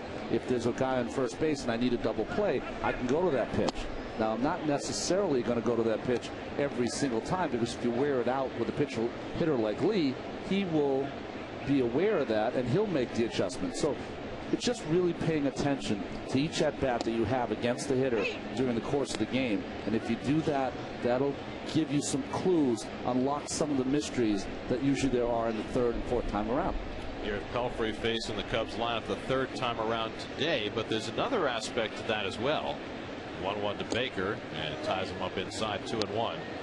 And that is that this is the only National League team that Mike had never faced before today. In fact, there was only one hitter in the lineup, and it's Baker, who had ever faced Pelfrey in a game before. So that's got to have an impact too, right? Huge, huge impact. And I'm sure that the Cub hitters are saying to themselves right now, who is this Pelfrey guy? Is this the guy you told us has been getting hit around? How is he hit around? He has such great stuff. So, yeah, that is a real advantage for Mike. But you still have to make the pitches, and he has this afternoon. So then you face a guy 2, 3, 4 times in a game.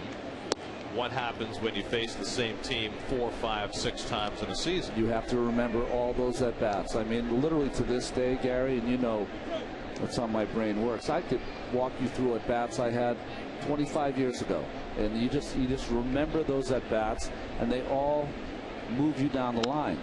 Fisted to the right side, and Murphy picks it out of the air to retire Baker for the first out. So 1 away. Giovanni Soto coming up. Let's check in with Kevin Burkhardt. Kevin? Special guest guys, Guy Anderson, who has been the head baseball coach at Cordova High School out in California for 41 years. During those 41 years, Mr. Jerry Manuel was one of your baseball players, wasn't he? Absolutely. Terrific guy. #1 pick in the nation for the Detroit Tigers in 1972. What was he like back as a kid? I mean, he's so cerebral now. What was he as a player even back then in high school? You hardly knew he was around until you watched him play. When you watched him play, he could pick as good as anybody around. Played shortstop for me and played third base, mostly shortstop. Gentleman, great guy, great speed, and great talent. Can you ever tell with a high school kid? I mean, you're worried about him playing. Can you ever tell this guy's got these instincts that, who knows, maybe down the road that he could be a coach or a manager someday? I don't know about a coach or a manager. You pick out a player. In other words, I knew he had a chance to either go to UCLA as a wide receiver football player or a baseball player. But he's got the kind of personality and the belief in himself and what he stands for that makes up a good coach. And so now I know he can be a good coach, and I know he's a great manager. Guy watches us all the time, because I know you follow what's going on here with Jerry. You talk to him a lot too. What can you share some of those conversations? Do you talk strategy about the game or anything like that? As Anderson Hernandez will scoop this one up and throw out Soto. Do you get into that at all? What are your conversations? Really, we have a spaghetti feed every year. He comes out, speaks to our group for us, and he helps us with our fundraising all the time. But the one thing, he's always there. If I make a phone call, he's there to say hello to. If there's a ball game, and of course you get the free ticket once in a while. It's kind of fun too.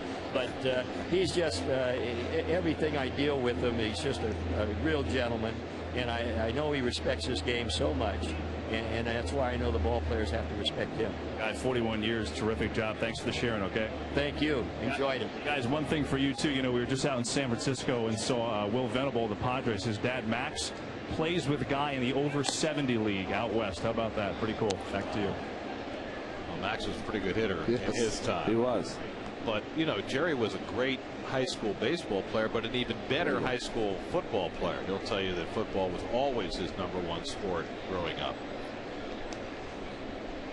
1-0 to Andres Blanco, and he takes inside. And a few years before Jerry started at Rancho Cordova, as you look at Micah Hoffpower on deck, Dusty Baker played football for the same high school out in Sacramento. And Dusty used to come back and watch Jerry play because he heard the buzz about how good Manuel was as a football player. Blanco takes a rip and fouls it back. Well, Blanco is 0 for 2 at the plate, but he made his presence felt with one of the best defensive plays we've seen all year, robbing Jeff Francoeur of a base hit A ball hit up the middle that it looked as though he had no business making a play on. Pelfrey trying to get through the top of the 7th. He's only thrown 80 pitches.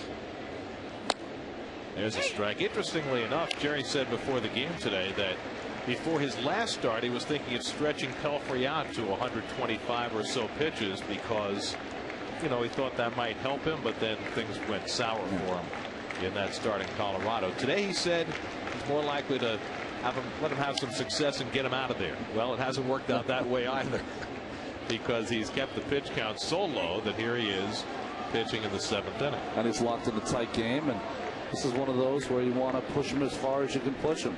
Mets have what, one complete game all season long with Juan Hernandez? 2-2 to Blanco. Low and a full count.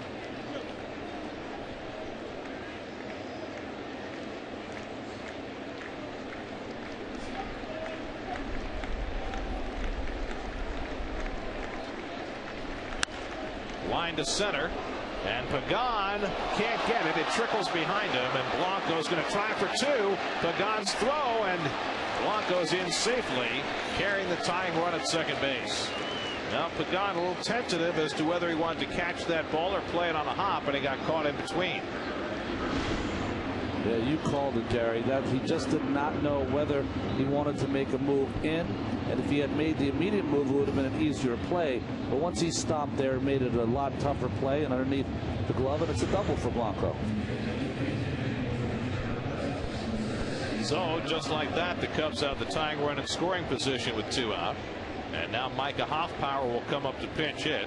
Hoffpower started the first game of this series Friday night and went 0 for 4. Hitting a .228 on the year. And Pelfrey misses high with a fastball.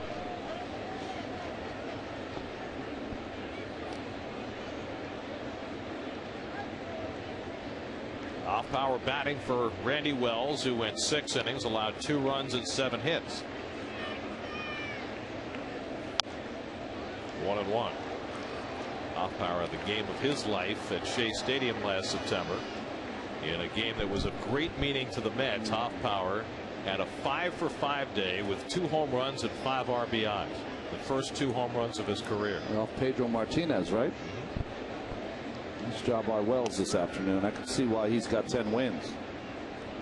Only chance for 11 is if the Cubs get him a couple here, and Hoffpower trying, but he hooks it foul deep into the Pepsi porch. 1-2.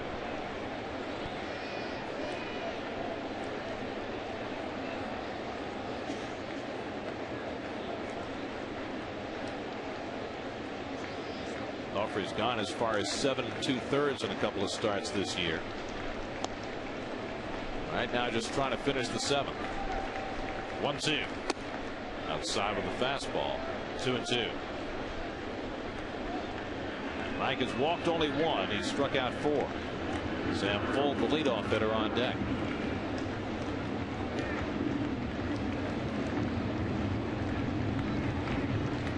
Two. Fouled again.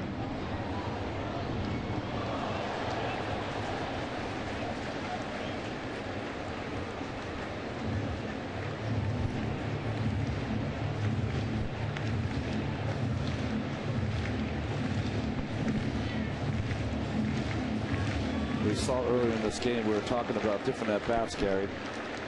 Mike Pelfrey struck out Milton Bradley on a curveball on a 2-2 pitch. Maybe one in the dirt might be the place to go against Hoffpower here. Going inside, 3-2. Oh, good pitch by Mike. Just missed. That was one of those pitches that he likes to come back over the plate. That one stayed true. Now it's 3-2 to Hoffpower with the tying run at second. Little tapper for Castillo. And so Pelfrey gets through the 7th inning. Nicely done by Pelfrey. 2-1 New York.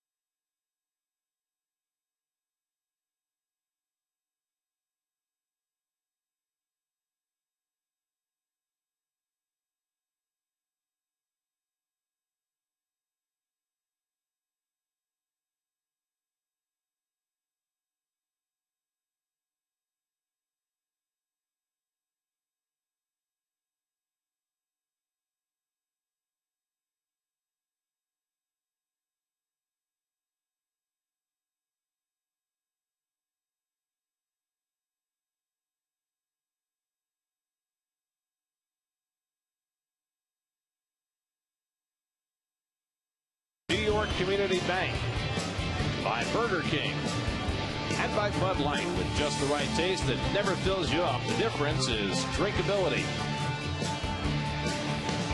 Don't miss your chance to bid on a night with the SNY Mets broadcast team. Yeah, that's us. You and a guest could have dinner with us, then catch the Mets-Braves game in an SNY suite at Citi Field on September 22nd. This auction benefits the high school basketball teams scheduled to play in the 2010 SNY Invitational. Bid today at sny.tv/charity auction. Here's your Aflac trivia question for tonight. Whom did the Cubs trade to the White Sox to acquire Sammy Sosa in 1992?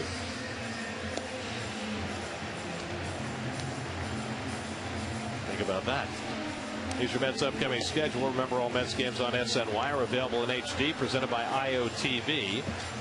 If you're in the car, listen to every game on Sports Radio 66 WFAN. Mets have Labor Day off tomorrow, and then welcome in the Marlins for 3 games. Very important games for Florida. Marlins 4 games out of the wild card starting today. Then the Mets go to Philadelphia for 4 games in 3 days before they go to Atlanta. Aaron Miles comes in to play shortstop. He'll bat 9th, and on to pitch for the Cubs is their former closer, Kevin Gregg, who didn't have a very nice night here on Friday. No, he did not. He had 61 saves for the Marlins the last 2 seasons before coming over to the Cubbies. They thought he was going to be the answer for their 9th inning closer with Carlos Marmol pitching the 8th inning, but that has been reversed now. Mike Pelfrey will stay on to bat for himself, leading off the bottom of the 7th. Mike has thrown 91 pitches through 7 innings, and so no reason for him not to go back out there for the 8th. Mike is 0 for 2 at the plate. He's taken a call 3rd strike and grounded out to 2nd base. Well, we've seen already in this series a turnaround performance for Bobby Parnell with 7 scoreless innings, and a turnaround performance this afternoon by Mike Pelfrey. Well, what I've liked to see from the Mets starters in the last couple of weeks, really, Gary, is that Redding went consecutive starts 6 2/3. Mish has gone consecutive starts 7 innings. Here today, Pelfrey with 7 innings. Good thing to see. And what's the common denominator? They're not walking people. Yeah. I mean, that's been what has plagued the Mets pitching staff all year. Pat Mish has put together terrific back-to-back starts in 2 very tough places to pitch in Chicago and Colorado. Pelfrey loops one, and Baker can't grab it. And Pelfrey is aboard with a base hit. Didn't hit it hard, but Baker unable to retreat and get it. And the Mets have the leadoff man on in the 7th. Baker did a nice job getting back there, but just over the outstretched glove. Like Ralph Kiner was saying earlier today, you don't always have to put a perfect swing on it to get a base hit. So the Mets have their 8th hit. Kevin Gregg has now faced 3 batters in this series, and all 3 have gotten hits. Now Pagan, who is 1 for 3. And Angel takes a slider for a strike. Angel singled to lead off the 1st inning, something he's been very adept at this year, getting those 1st inning hits in the leadoff spot. Anyone other than Pelfrey running at first base, you might have seen a bunt here from Pagan.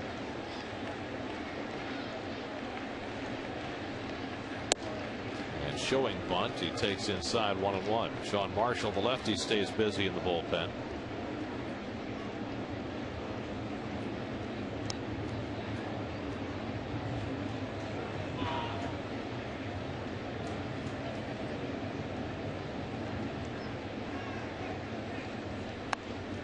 Pagan gets a beautiful bunt down. Ramirez will not make a play, and everybody's safe. A bunt hit for Angel Pagan. Boy, the anatomy of this play. Wait till I start talking about this one. Look at the defense. Ramirez, the 3rd baseman. He's got to be in closer to take the bunt away. Beautiful bunt by Pagan. Now watch this. When he wants to go to throw to first base, where's Baker? Baker, the 2nd baseman, is halfway into the outfield, backing up, not even covering first base. That's the anatomy of a bad play there by the Cubbies here in the 8th inning. Let me ask you this. On a play like that, where the bunt is laid down toward 3rd base, Is Baker expecting Lee to retreat and cover first? Maybe he's thinking that, but you can't think that way. You have to bust over there every single pitch and assume that you're going to cover first. See Baker at second base. Watch him get over there, and he doesn't run to cover the base. He runs into the outfield, which is there's a lot of words for it, but I'm not going to use it here on the air. Well, you saw Lee look over his shoulder, assuming that Baker had first base covered, but he did not. So that's 4 batters for Greg, 4 hits, although there's only been 1 hard hit ball against him amongst the 4. So now Castillo's up, and everybody will look for the bunt here.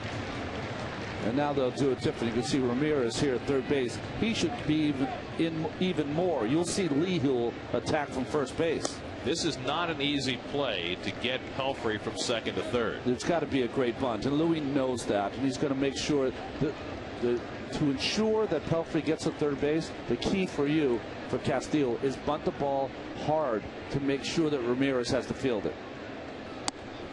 It would seem, and I know you don't often do this with a position player at the plate, but it would seem a play that's right for a wheel play for the Cubs, just to make sure that they get the out at third base. I think absolutely, because, you know, with the inexperience of Pelfrey running at second base, he's certainly not going to recognize that and get a bigger lead.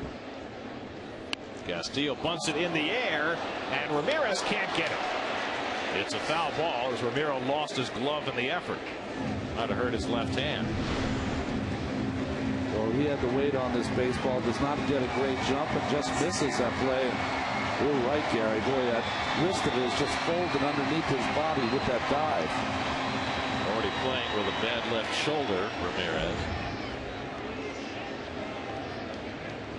So now it's 1-2 to Castillo.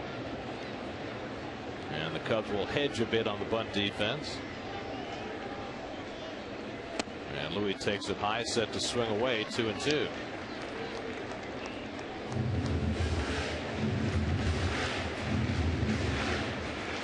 Pelfrey at second, Pagan at first, and nobody out, with the Mets looking to expand on a 2-1 lead in the 7th. And Castillo takes low and inside, and it's 3-2.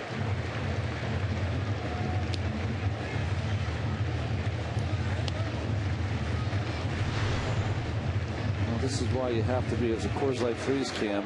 Thank God Ramirez got through that without an injury, as that wrist folds over and all of his body weight on top of it. 3-2. Castillo pokes one down the left field line, a foul ball.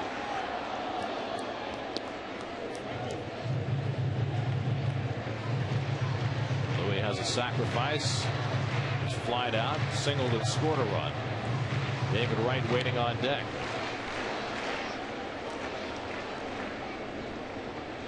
Kevin Gregg just trying to retire a batter here at Citi Field. He's yet to do that. And Castillo pokes another one down the left field line, and this just foul.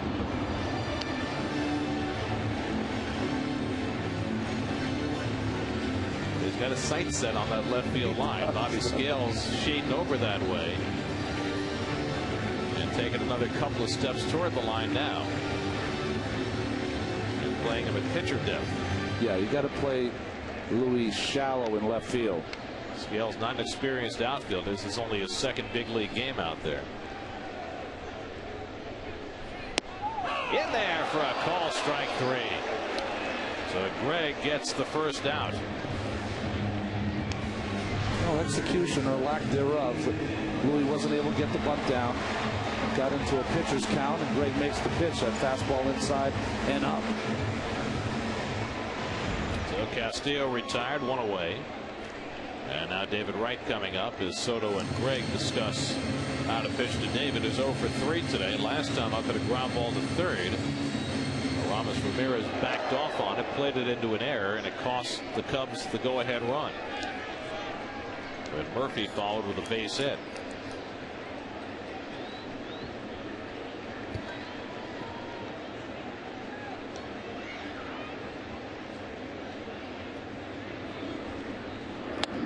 Wright watches up and away for ball 1.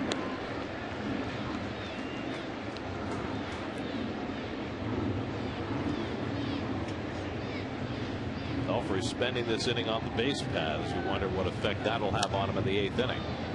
1-1 to right. Haven't been too many 8th innings for Met starters this year. Murphy on deck has had a big day, drumming in both Met runs.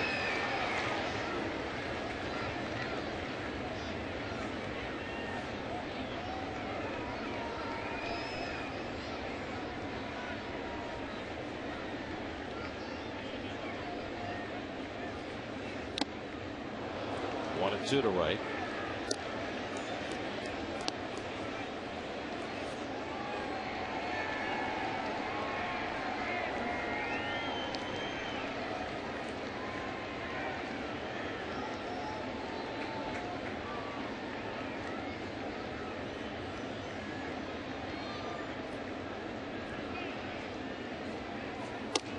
And Greg misses inside. 2-2.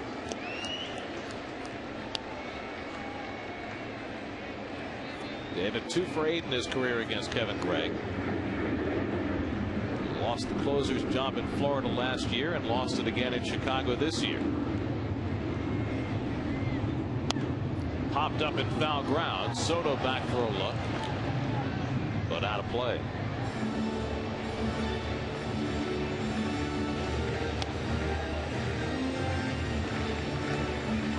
Pitches in the inning for Kevin Gregg after Randy Wells went a very solid 6, allowed 2 runs, just one of them earned on 7 hits, didn't walk a batter, struck out 2, threw a wild pitch and allowed a home run. And Wells is on the hook in this game, but certainly did nothing to harm his Rookie of the Year candidacy. No, I really liked it, and I'm sure Larry Rothschild is going to be happy with the way this young man Wells has conducted himself this season. 10 wins.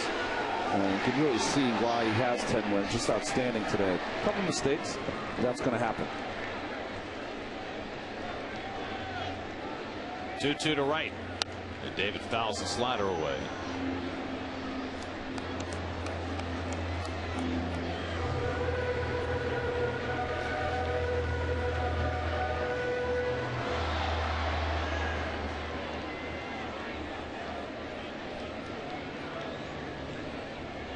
Sean Marshall ready. Daniel Murphy on deck. So this is probably Gregg's last batter.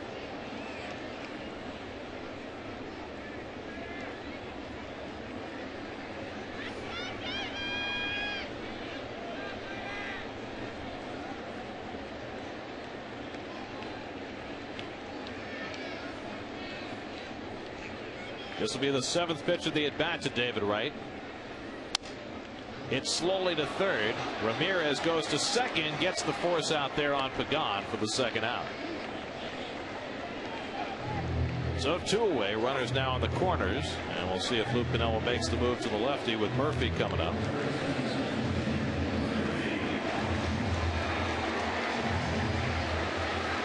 See how slowly he can walk this time.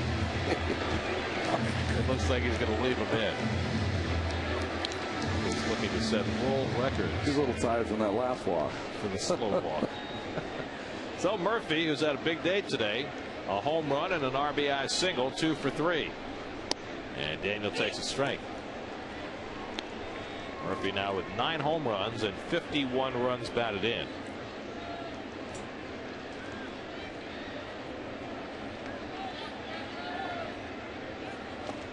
And the breaking ball, Soto lost it momentarily, but locates it in time. Would have been interesting if Wright had broken to second base and Soto had thrown. Would have had Pelfrey trying to lumber home. Not sure you want that right about now. Mets are 1 for 7 with runners in scoring position today. Murphy has the 1. Gets ahead of that one. And it's 1-2. We've seen him swing at more unhittable pitches inside. Well, it really started when he started talking about how he was going to start looking in occasionally. That's a pitch that all of last year when he came up, he did not swing at. Right. He took that pitch all the time.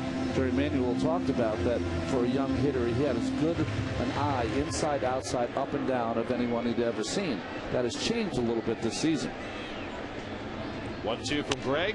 Looped down the left field line, a foul ball. And listen, Daniel doesn't live in a bubble. He hears the talk that as a first baseman, he might have to have a little more power. How are you going to have more power? Occasionally look in and look to pull.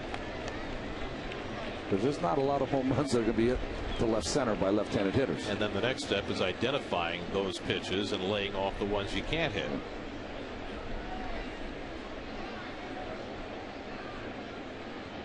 Because what it tells me as a pitcher, if I'm watching Daniel Murphy, I say to myself, I always have a free strike. I can just throw a ball right at his hands cutting, and he's going to pull it foul because there's no way to keep it fair. 1-2. Off the plate outside, 2-2. A hard-working inning for Kevin Gregg. He's already thrown 28 pitches and still looking for the solution.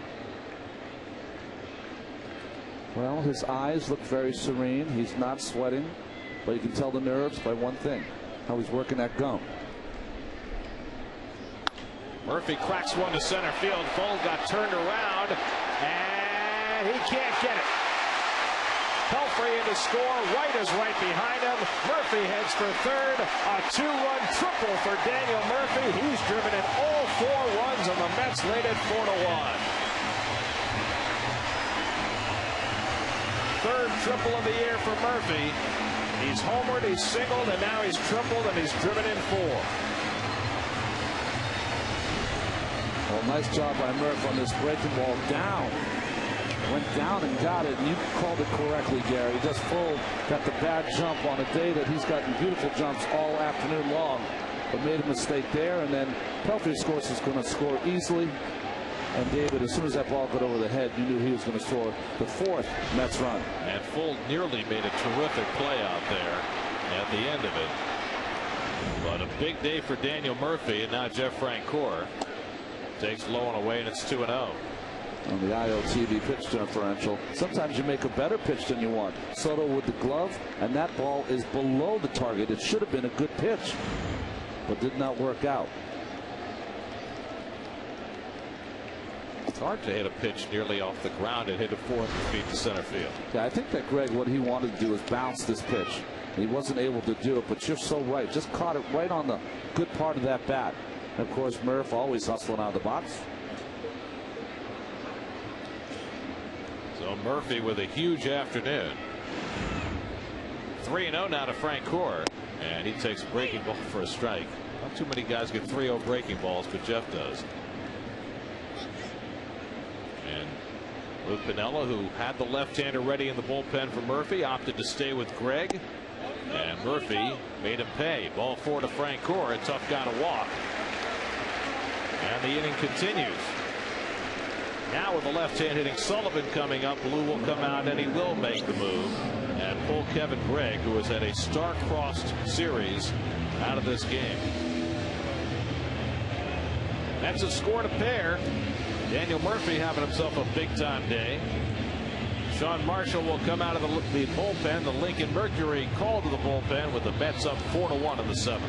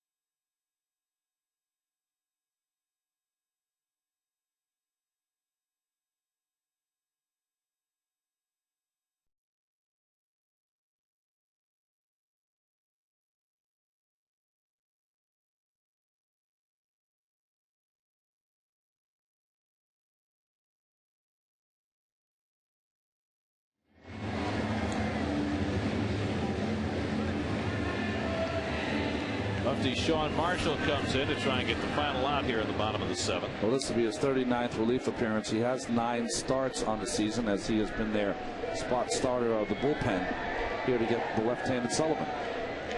Sullivan 1 for 3 on the day. 1st and 3rd and 2 out. 2 runs home for the Mets in the 7th. And a slider off the plate for ball 1. Sullivan already has a hit off a lefty in this series. That was in that 5-run 8th the Mets put together on Friday night. He had hit off John Grabo. And Marshall falls behind him 2-0. This inning began with a soft single by Mike Pelfrey, a bunt single by Angel Pagan, and then with 2 out, Murphy hitting the triple off the glove of Sam Fuld in center field to bring home 2. Brian Schneider on deck. And Sullivan fouls off the fastball, 2-1.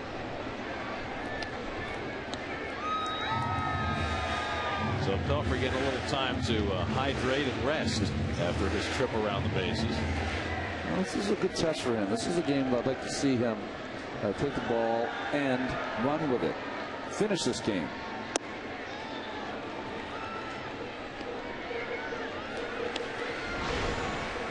Good curveball here from Sean Marshall.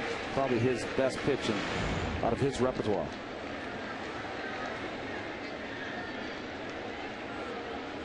Two to Sullivan.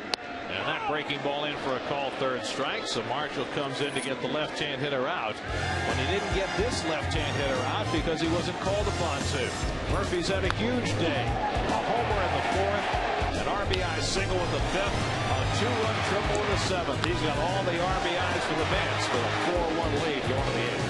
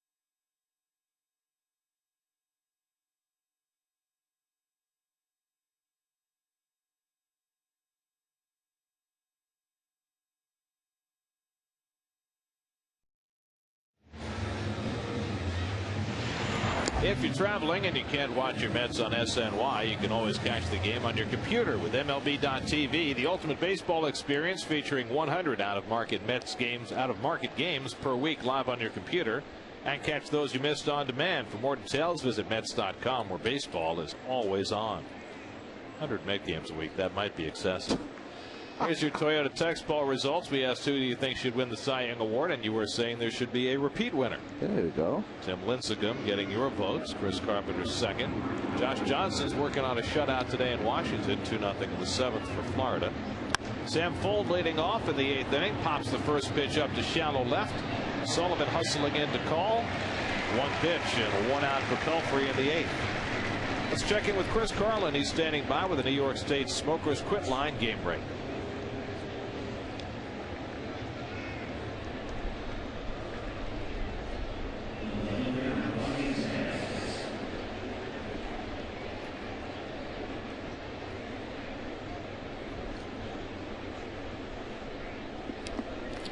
Braves trying to snap a 4-game losing streak that's dropped them 6 back in the wild card. Here's Bobby Scales, and he takes a slider for a strike. Frankie Rodriguez will get up in the bullpen here in the 8th inning. No messing around today. Yesterday we saw the Cubs use their closer Carlos Marmol for 4 outs. Something that K-Rod has rarely been asked to do in his career. Unless we're talking about the WBC. Popped up down the left field line. Tough play for Sullivan into the slide, and he made the catch. A beautiful play by Corey Sullivan as he came to that short fence and used the slide. Oh, very nice. It's the only way you really can make that play with that short wall is you have to go into that slide. But as you go on the slide, can't take your eye off the baseball. Beautiful play by Sullivan. The kid in the black shirt liked it. You see his reaction? And again, we talk about how far he has to go, considering that they're bunching the outfielders. So a terrific play by Sullivan for the 2nd out. Now here's Derek Lee, who's struck out, grounded out, and drawn a walk 0 for 2. So Pelfrey getting 2 outs on just 4 pitches to start this 8th inning. 7 2/3, matching the longest he's gone in a start this year. Mike has 2 complete games in his career. They both came last season. Nice strikes to ball ratio. That's outstanding. He's walked only 1 today, after walking 5 in 4 innings in his last start in Colorado.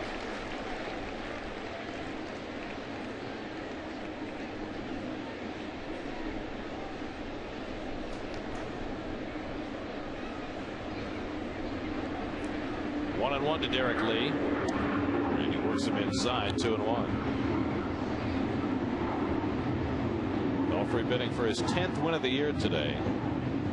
Ramos Ramirez on deck.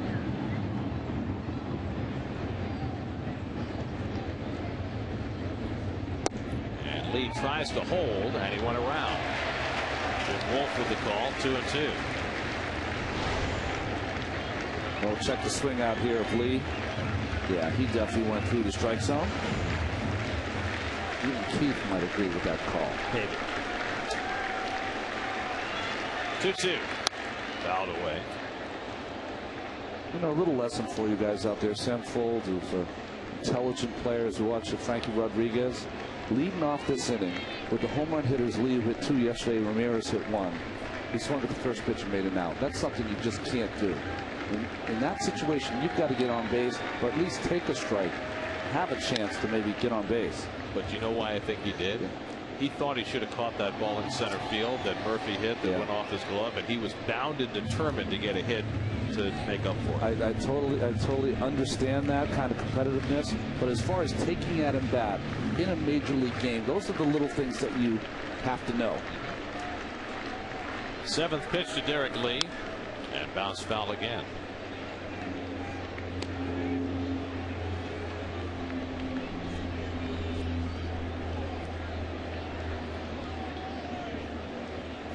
A lot of head shaking for Lou this weekend, as his Cubs fall inexorably out of the race. 2-2. Fouled again. So a big battle here between Pelfrey and Lee. What it's doing more than anything else is ratcheting up Pelfrey's pitch count. Cardinals leading the Cubs by 11.5 games. Magic number is down to 16 for clinching the division. 3-2 now to Lee.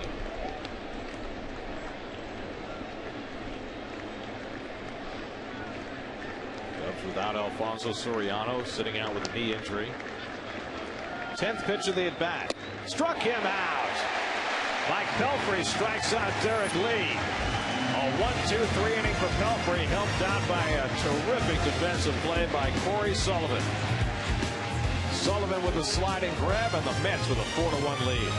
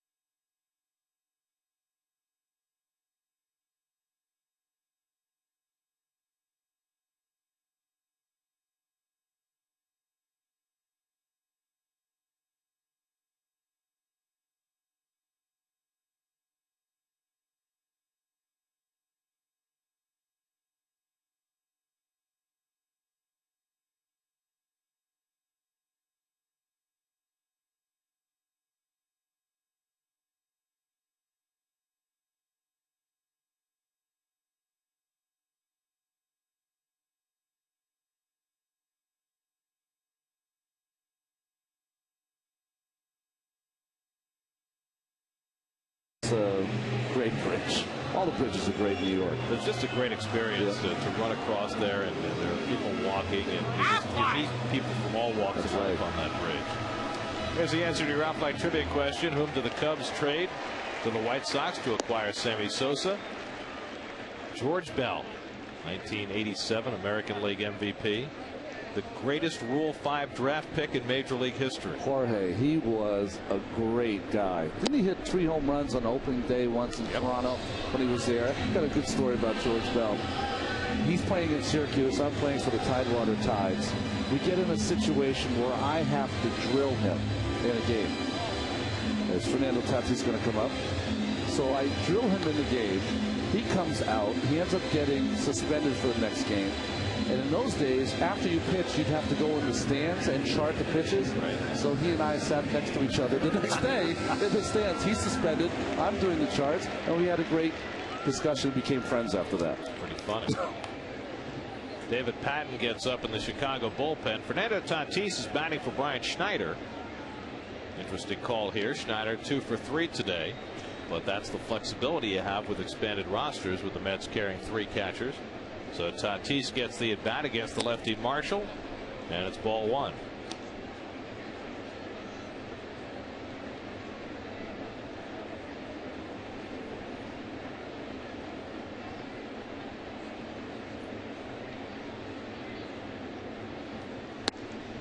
Well, when I see a catcher taken out when you're leading by 3 runs, that tells me one thing, that probably Mr. Pelfrey is not going to come out for the 9th inning. You would never want to change that battery mate you have working, but has done such a nice job for 8 innings.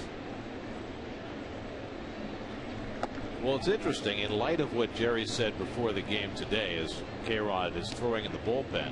He was talking about how he wanted to stretch Pelfrey out in his last start, but it didn't work out because he didn't pitch well and he had 4 stressful innings. Well, Mike's only thrown 105 pitches today.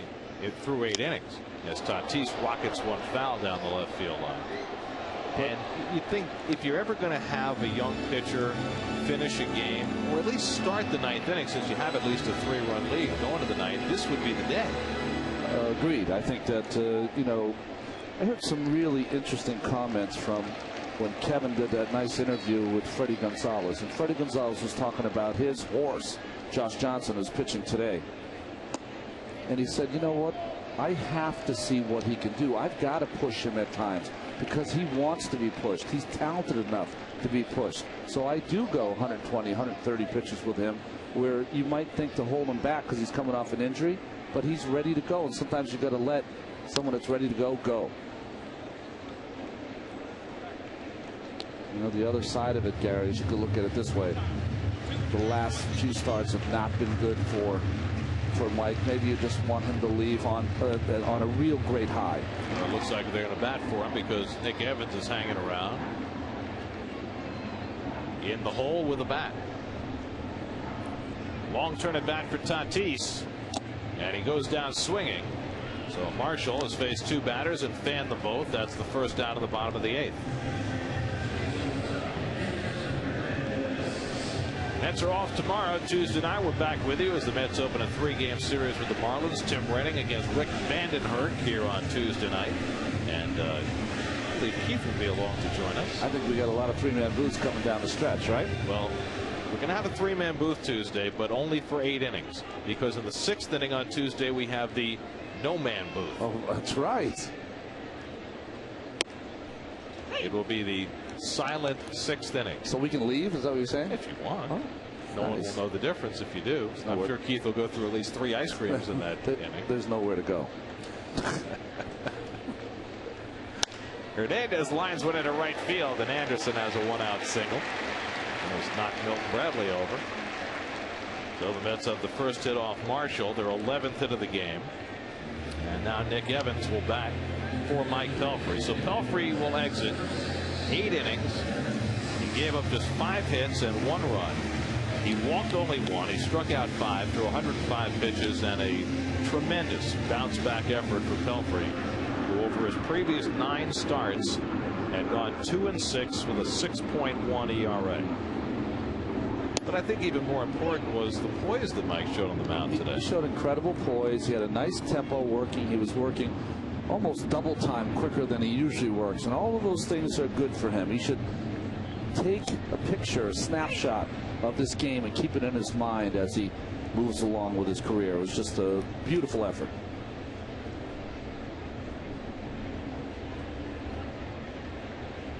Oh, 2 to Evans, and the breaking ball struck him out. So a good curve by Marshall, and he has his 3rd strikeout.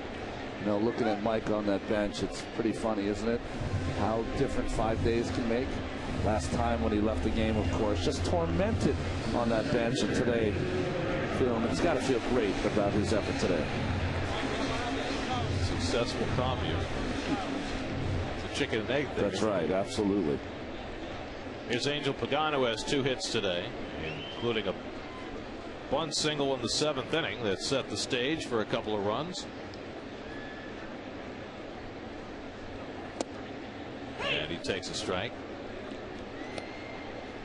Tim Redding's been pitching well since being restored to the rotation. He'll get the start on Tuesday night against Rick Vandenherk, who is back from the minor leagues.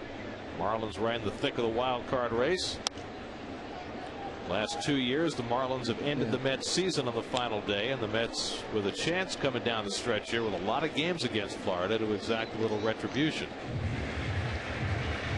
Here's Santos getting ready to catch the 9th inning, with Frankie Rodriguez set to come in on his bobblehead day to try to earn a save.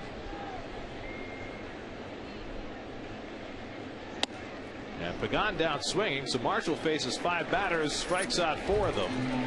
But now K-Rod will try and win on the bobblehead day. 4-1 New York.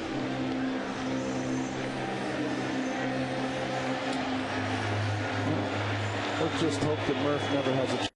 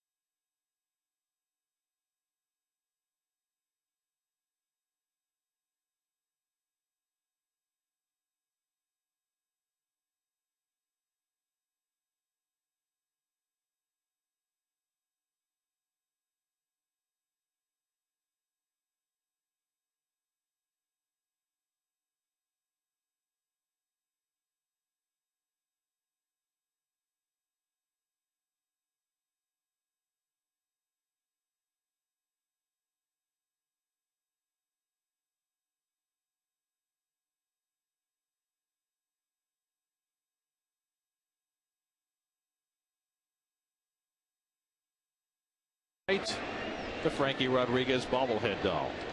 Any similarity is strictly coincidental. Elias shows me nothing but not having a stat on how you do on bobblehead day as a closer. Going for number 30 on the year. It would be his 5th straight year of 30 or more saves. In fact, each of the last 4 years he's had 40 or more saves. You know, great stats there. 29 out of 34. Only the walks have been a negative. Omir Santos takes over the catching duties. Aramis Ramirez 0 for 3 today at the long fly ball to left center his last time up, on which Sullivan and Pagan came together. Ultimately successfully as Sullivan caught the ball. 0-2 to Ramirez with Bradley and Baker to follow.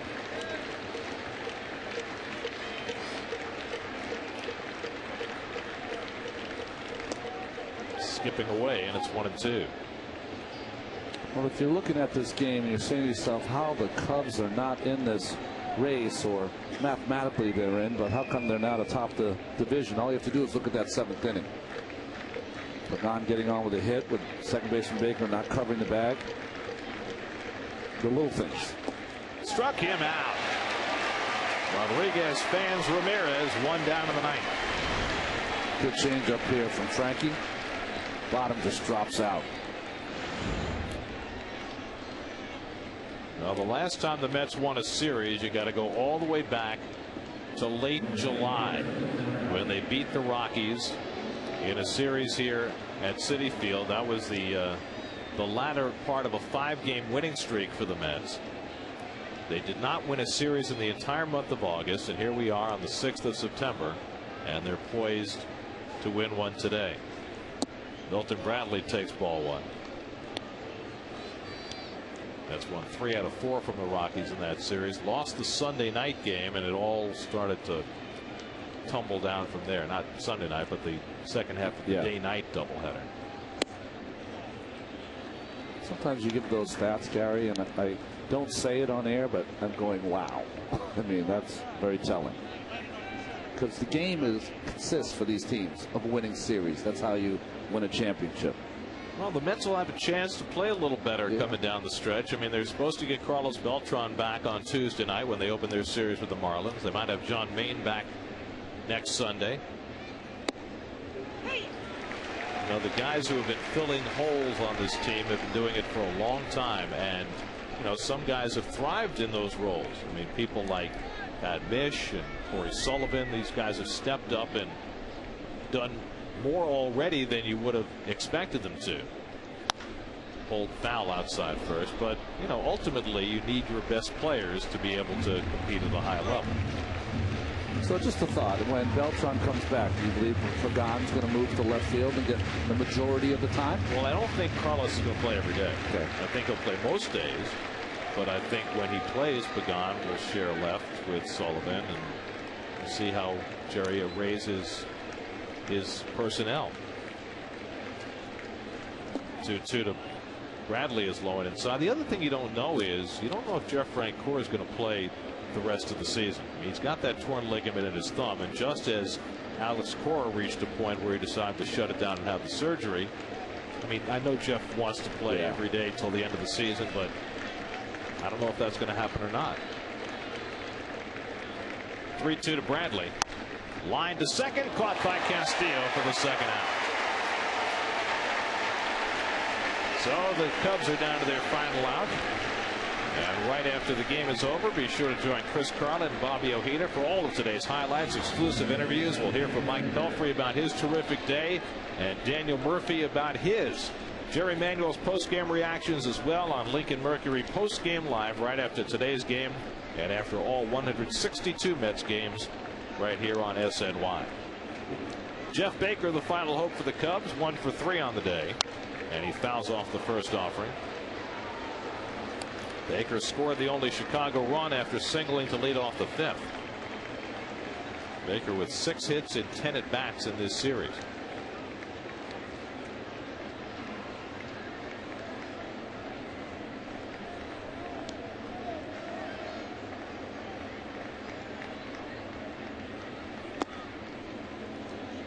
One and one to Baker.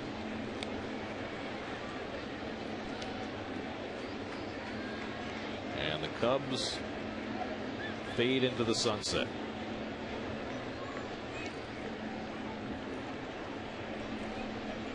Lonely job, right? And your team is not in it after the last 2 seasons, which have been fantastic during the regular season for the Cubs, but they've been swept out of the playoffs the last 2 seasons.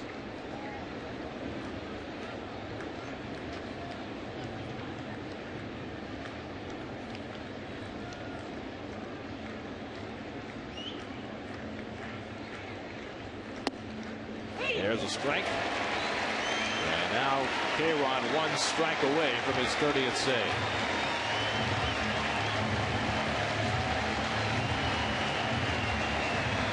Cubs looking as though they'd rather be anywhere else.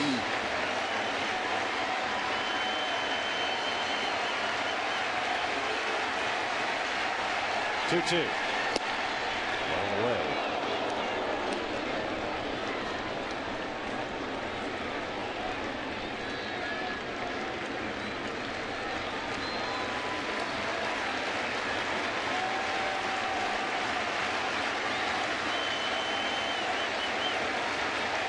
3-2 to Baker.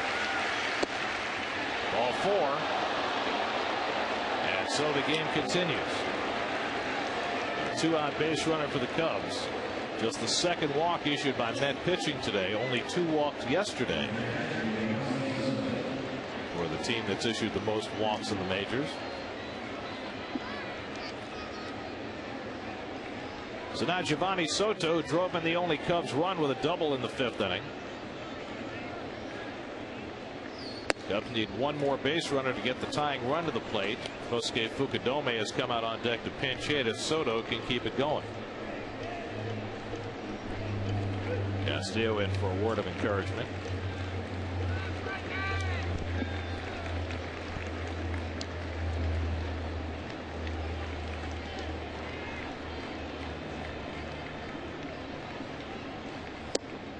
On the outside corner, a strike.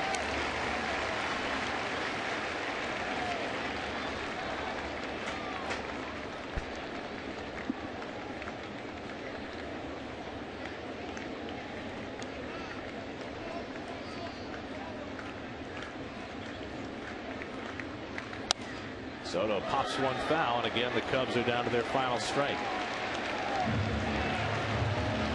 Last year, K-Rod was a record setter, 62 saves. He's not going to get there this year.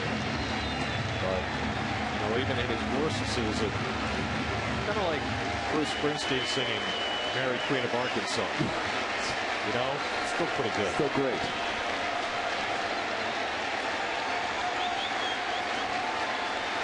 One-two in the dirt. 2-2 to Soto.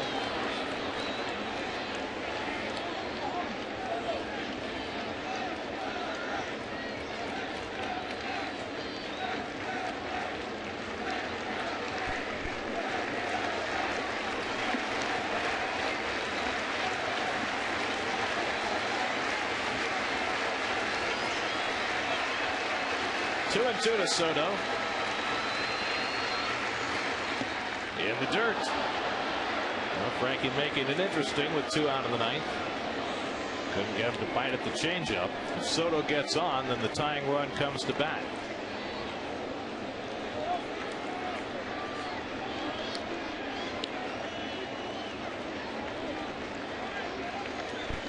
Murphy playing behind Baker at first. He'll be on his way.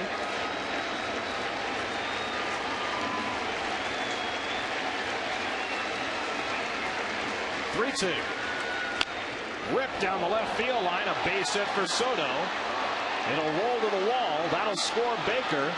Soto pulls into second. His second double, his second RBI of the day. But more importantly, the Cubs will get the tying run to the plate here in the 9th.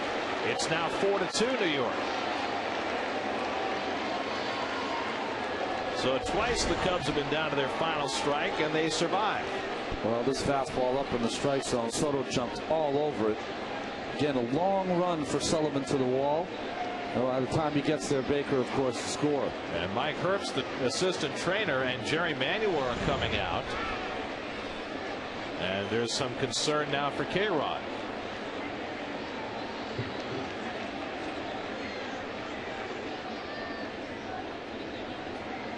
Well, whatever it was, he convinced them quickly that he's okay. Kind of shoot him away, didn't he? So now, after a 2-out walk and a run-scoring double by Soto, it's a 4-2 game.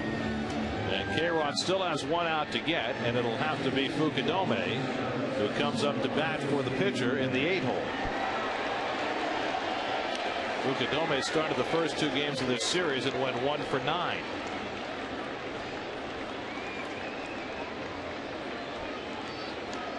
Hitting at .271 for the year. And he pulls one down to first. Murphy is there to play it. And Murphy, who drove in all the runs for the Mets, makes the final play. And the ball game is over. Frankie Rodriguez gets his 30th save on his bobblehead day. 8 terrific innings for Mike Pelfrey and a fine bounce-back performance for his 10th win. And a huge day for Daniel Murphy with a single, triple, and home run to drive in all the runs.